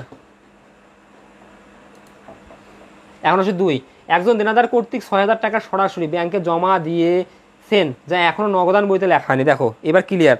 হ্যাঁ, সুবর্ণা হোসেন বলছে জি স্যার। তাহলে এখানে মূল বিষয়টা দেখো, এখানে স্পষ্ট লেখা আছে নগদান বইতে লেখা হয়নি। তাহলে একজন দেনাদার কর্তৃক 6,000 টাকা সরাসরি ব্যাংকে জমা দিছে, তাহলে একজন দেনাদার ব্যাংকে টাকা জমা দিছে, তাহলে মূল বিষয়টা কি, এখানে জাবেদা কিন্তু আমানতকারীর বইতে করতে হবে।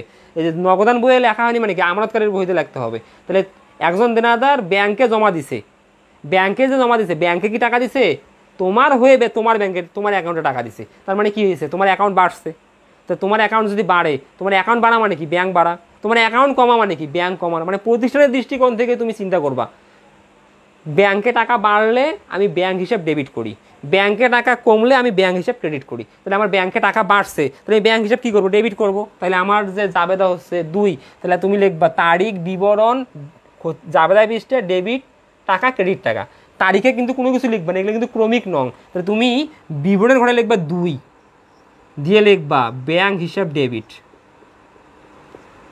ব্যাংক হিসাব ডট ডট ডেবিট, টাকা লিখবে হচ্ছে 6,000। তাহলে ব্যাংক হিসাব ডেবিট, ব্যাংকে টাকা বাড়ার জন্য, ব্যাংকে টাকা তোমাকে কে দিছে, প্রাপ্য হিসাব অর্থাৎ দেনাদার। তাহলে দেনাদার নামক সম্পদ কী হয়েছে, হ্রাস পাইছে। তাহলে আমরা কি জানি সম্পদ বাড়লে ডেবিট, কমলে ক্রেডিট। তাহলে আমার ব্যাংকের সম্পদ বাড়ছে, তাই ব্যাংক ডেবিট। সম্পদ যে আমার ব্যাংকে বাড়লো, কে টাকা দিছে আমাকে, দেনাদার, তাহলে দেনাদার ক্রেডিট। তাহলে দেনাদার হিসাব ক্রেডিট, দেনাদার হিসাব ডট ডট ক্রেডিট 6,000। এটা ক্লিয়ার কিনা জানাও, সবারই ক্লিয়ারের সমস্যা হবে না, পরেরটা আমরা চলে যাই। এখন আসো তুমি 3, শামীম ট্রেডার্সকে 12,000 টাকার চেক ইস্যু করে নগদান বইতে 1200 টাকা লেখা হয়েছে। তো দেখো আমি লিখছি, এখন অনেকের মনে হতে পারে যে আমি নগদান বইতে লিখছি, এগুলো তো লেখা আছে যে লেনদেনগুলো বা যে গরমিলগুলো নগদান বইয়ে লিপিবদ্ধ হয়নি তাদের যাবে না। আসলে নগদান বইয়ে লিপিবদ্ধ হয়েছে কিন্তু ভুল হয়েছে, ওটাও লিপিবদ্ধ না হওয়ার সমান, তাদেরও জাবেদা করতে হবে। তাহলে এখানে কিন্তু ওইটা হয়েছে, ব্যাংক ডেবিট করছে 12,000 কিন্তু নগদান বইয়ে ক্রেডিট করা হয়েছে 1200। তাহলে এখানে মূল বিষয়টা আমানতকারীর বহিতে অর্থাৎ প্রতিষ্ঠানের দৃষ্টিকোণ থেকে জাবেদা করব। তাহলে আমি প্রদেয় হিসাবকে দিছি কত, 12,000, কিন্তু আমি যখন জাবেদা করছি, আমি জাবেদা করছি কি প্রদেয় হিসাব ডেবিট বা পাওনাদার হিসাব ডেবিট, ব্যাংক হিসাব ক্রেডিট 1200 টাকা। তাহলে আমি 10,800 টাকা কম ক্রেডিট করছি। তাহলে এখন আমি শুদ্ধ জাবেদা করব। জাবেদা আমার কি হবে, তোমার ক্রমিক নং হচ্ছে 3 হবে প্রদেয় হিসাব বা পাওনাদার, ইচ্ছা তুমি যাহা লেখো, প্রদেয় হিসাবও লিখতে পারো, পাওনাদার হিসাবও লিখতে পারো। প্রদেয় হিসাব ডেবিট, আমি পার্থক্য নেব 10,800, ব্যাংক হিসাব ক্রেডিট, কারণ আমার দায় কমবে আর সম্পদ কমবে। আমরা জানি দায় কমলে ডেবিট, সম্পদ কমলে ক্রেডিট, 10,800। এটি একটু 2-3 নম্বরটা বলো ক্লিয়ার কিনে, দ্রুত জানাও। 3 নম্বরটা ক্লিয়ার কিনে একটু দ্রুত জানাও জাবেদা, 3 নম্বরে জাবেদাটা দ্রুত জানাও ক্লিয়ার কিনা, যে প্রদেয় হিসাব ডেবিট, ব্যাংক হিসাব ক্রেডিট, এটা ক্লিয়ার কিনা, একটু দ্রুত জানাও, দ্রুত জানাও, একটু দ্রুত জানাও যে প্রদেয় হিসাব ডেবিট, ব্যাংক হিসাব ক্রেডিট ক্লিয়ার কিনা, এটা দ্রুত জানাও, দ্রুত।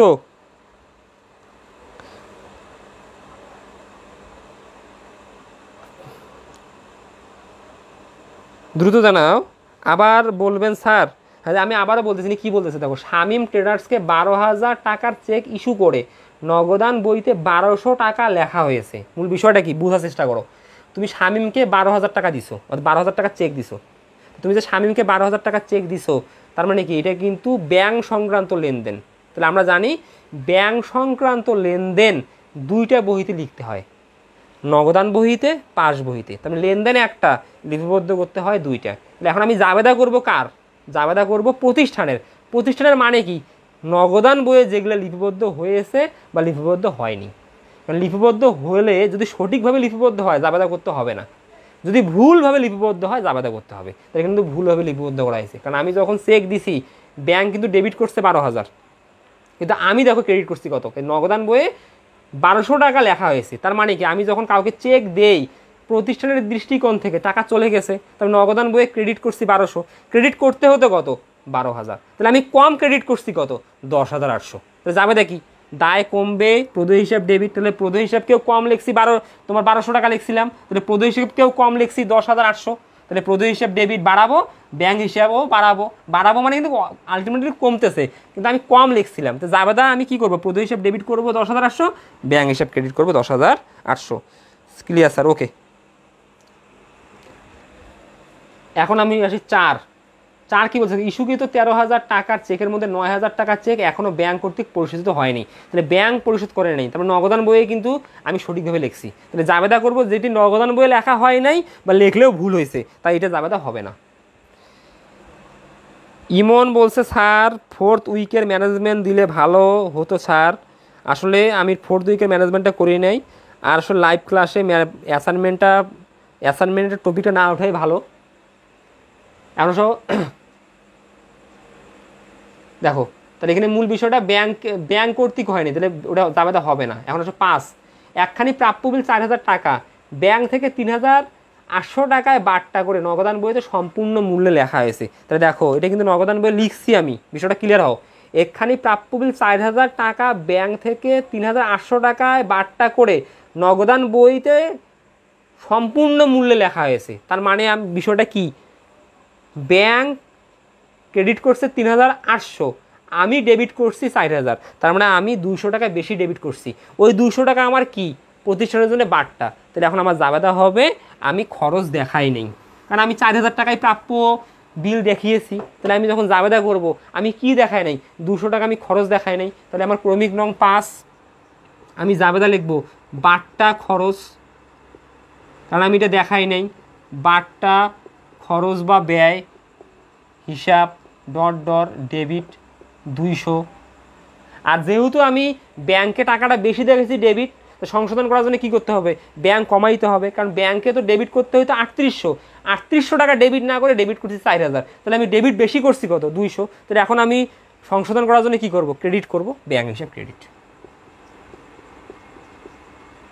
তাহলে আমি খরচ দেখাইনি, খরচ বাড়াইলাম, ব্যাংক হিসাব বেশি লিখছিলাম, সম্পদ কমাইলাম।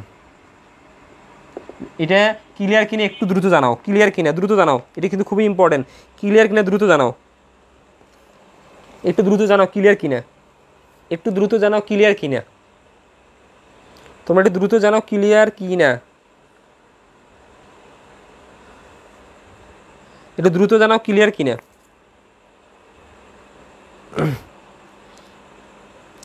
একটু সবাই দ্রুত জানাও ক্লিয়ার কিনা। আশরাফুল ইসলাম ক্লিয়ার, ওকে। একটু সবাই জানাও, একটু দ্রুত জানাও ক্লিয়ার কিনা। এখন আমরা পরেরটা চলে আসি। এখন 6, 4,000 টাকার চেক আদায়ের জন্য ব্যাংকে জমা দেওয়া হয়েছিল, যা প্রত্যাখ্যাত হয়েছে। দেখো এটি কিন্তু খুবই গুরুত্বপূর্ণ। তাহলে এখানে আমি আবারও বলতেছি, তাহলে আমি তোমাদের বলছি যে আমাদের 2 ধরনের চেক প্রত্যাখ্যাত হয়। এখানে মেসেজ করলা না ক্লিয়ার কিনা, শুধু একজন মেসেজ করছে আর কেউ করলা না। তাহলে এখানে আমি এটা বুঝাই, তাহলে আমাদের 2 ধরনের। জি স্যার, ইমন বলছে জি স্যার, ওকে ধন্যবাদ। তাহলে এখানে দেখো প্রত্যাখ্যাত হয়েছে, তাহলে আমাদের 2 ধরনের চেক প্রত্যাখ্যাত হয়, মাথায় রাখবা। আমাদের কয় ধরনের চেক প্রত্যাখ্যাত হয়? 2 ধরনের, প্রাপ্ত চেক, ইস্যুকৃত চেক। তাহলে প্রাপ্ত চেক যখন প্রত্যাখ্যাত হয়, প্রাপ্ত চেক মানে কি? আমি চেক পাওয়ার সঙ্গে সঙ্গে নগদান বই ডেবিট করছি। প্রত্যাখ্যাত হয়েছে মানে কি? আমি টাকা পাই নাই, তার মানে আমি নগদান বইয়ে ভুল করে বা বেশি করে ডেবিট করছি। তাহলে আমি কি বলছি? নগদান বইয়ে লেখা হয়েছে, ভুল লেখা হয়েছে, আর নগদান বইয়ে লেখা হয়নি, এদের জাবেদা হবে। তাহলে আমি নগদান বইয়ে কি ভুল করে ডেবিট করছি, ভুলটা কখন? পরে বুঝতে পারছি যখন প্রত্যাখ্যান হয়েছে। তাহলে নগদান বইয়ে আমি ডেবিট করছি কত? 4,000। আমি কি আসলে টাকা পাইছি? পাই নাই। তাহলে আমি ভুল করে নগদান বইয়ে কী করছি?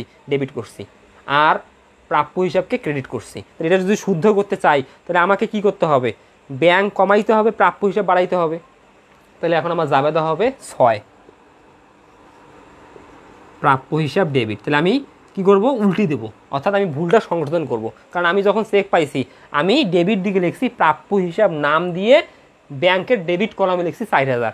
যখন আমি চেকটা আমার ব্যাংকে নিয়ে গেছি, আমার ব্যাংক যখন প্রাপ্য হিসাবের ব্যাংকে দিয়ে নিছে তখন বুঝতে পারছে যে প্রাপ্য হিসাবের অ্যাকাউন্টে টাকা নেই, তখন কি চেকটা প্রত্যাখ্যান হয়েছে। তাহলে আলটিমেটলি কী হলো, আমি টাকা পাইছি, টাকা পাইনি, টাকা পাইনি, নগদান বই ডেবিট করছি, তাহলে কি আমার ভুল হয় নাই? ভুল হয়েছে। এই ভুলটা সংশোধন করার জন্য কী করতে হবে, ডেবিট করছি ক্রেডিট করব, আর ডেবিট করার সময় আবার ভুল করে কী করছি, প্রাপ্য হিসাবকে কমাইছি, তাই প্রাপ্য হিসাবকে আমি উল্টে দেবো। তাহলে প্রাপ্য হিসাব ডেবিট হবে কত টাকা, তোমার হচ্ছে 4,000, আর ব্যাংক হিসাব ক্রেডিট হবে। তো একটু দ্রুত জানাও, এটি একটু ইম্পর্টেন্ট, এটি বুঝছো কিনা দ্রুত একটু জানাও, ক্লিয়ার কিনা 4,000 একটু ক্লিয়ার কিনা দ্রুত জানাও, একটু দ্রুত জানাও ক্লিয়ার কিনা, একটু দ্রুত জানাও এটি ক্লিয়ার কিনা, সবাই দ্রুত জানাও এটি ক্লিয়ার কিনা, একটু দ্রুত জানাও ক্লিয়ার কিনা, একটু দ্রুত জানাও ক্লিয়ার কিনা, একটু দ্রুত জানাও।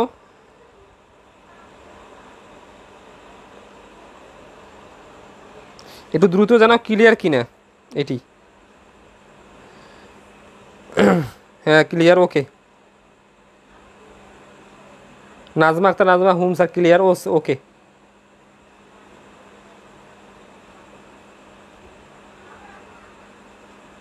ইমন ক্লিয়ার স্যার, ওকে। এখন আসলে ইস্যুকে তো চেক প্রত্যাখ্যান, তাহলে এটাও কিন্তু আমরা নগদান বইয়ে ভুল করছি। মূল বিষয়টা দেখো, নগদান বই লেখছি ঠিক আছে, লেখলে হবে না, কারণ ওইখানে প্রশ্নে বলা ছিল যে লেনদেনগুলো নগদান বই লেখা হয় নাই। আসলে কি যে লেনদেনগুলো নগদান বই লেখা হয়নি তাদের জাবেদা করবো না, যে লেনদেনগুলো নগদান বই লেখা হয়েছে কিন্তু ভুল লেখা হয়েছে তাদেরও জাবেদা করতে হবে। তাহলে এটা কি ভুল হয় নাই, যে আমি যখন চেক ইস্যু করছি নগদান বই আমি কি করছি, ক্রেডিট করছি, যাকে চেকটা দিছি সে আমার ব্যাংকে আসছে, সে কি টাকা আমার ব্যাংক থেকে উত্তোলন করতে পারছে, উত্তোলন করতে পারে নাই, কারণ ব্যাংক ওই চেকটা প্রত্যাখ্যান করছে, অর্থাৎ রিজেক্ট করে দিছে। কেন রিজেক্ট করছে, অনেকগুলো কারণ হতে পারে, পর্যাপ্ত পরিমাণ টাকা না থাকার কারণে, আবার স্বাক্ষরের গরমিল হতে পারে, অ্যাকাউন্ট নাম্বার গরমিল হতে পারে, বিভিন্ন কারণ হতে পারে। যাই হোক এটি প্রত্যাখ্যান করছে। তাহলে প্রত্যাখ্যান করার ফলে আলটিমেটলি কী হলো, আমি কি প্রদেশ হিসাবকে টাকা দিছি, দেই নাই, টাকা দিলাম না, আমি কি করলাম, নগদান বইয়ে কমালাম, অর্থাৎ ক্রেডিট করলাম। তাহলে আমি ভুলটা এখানে করছি, তাহলে ভুলটা সংশোধন করার জন্য কী করবো, উল্টা কাজ করবো, আমি ক্রেডিট করছি ডেবিট করব। যখন আমি ক্রেডিট করছি আমি প্রদেশ হিসাবকে কমাইছিলাম, তাহলে প্রদেশ হিসাব এখন বাড়বে, তাহলে জাবেদা হবে নাম্বার হবে 7। তাহলে প্রদেয় হিসাব ব্যাংক হিসাব ডেবিট, ক্রেডিট করছিলাম ডেবিট করব, ব্যাংক হিসাব ডট ডট ডেবিট, প্রদেয় হিসাব ডট ডট ক্রেডিট। টাকা কত হবে, টাকা হবে আমাদের 3,000।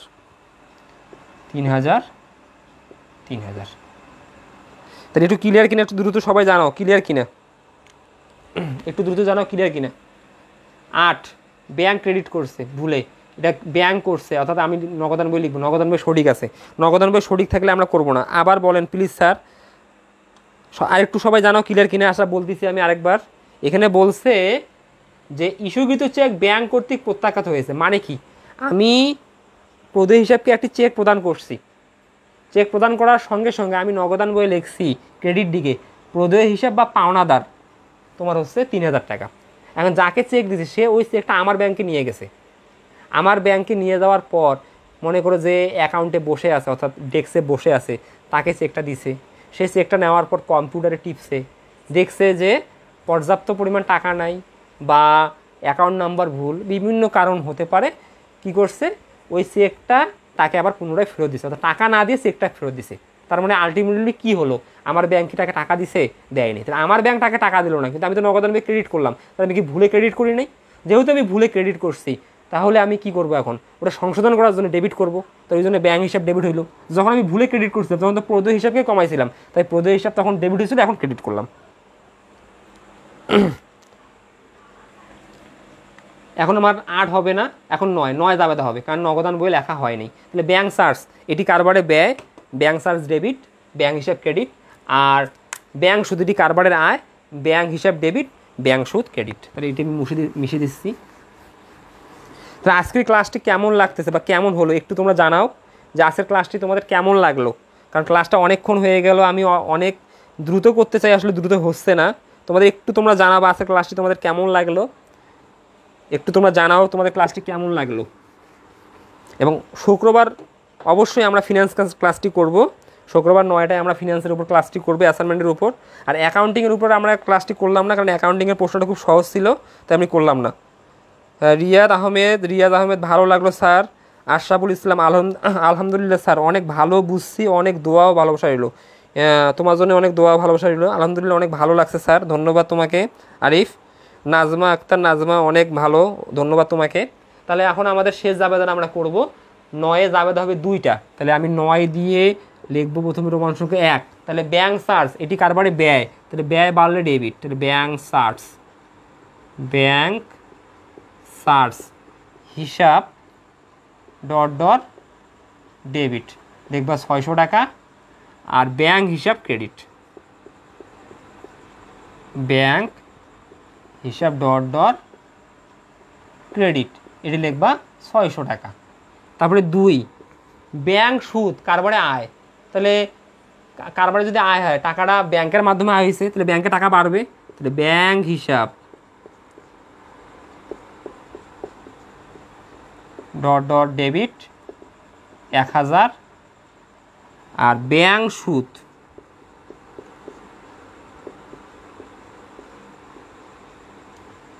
হিসাব ডট ডট ক্রেডিট 1000। ওকে, তাহলে আজকে এই পর্যন্তই।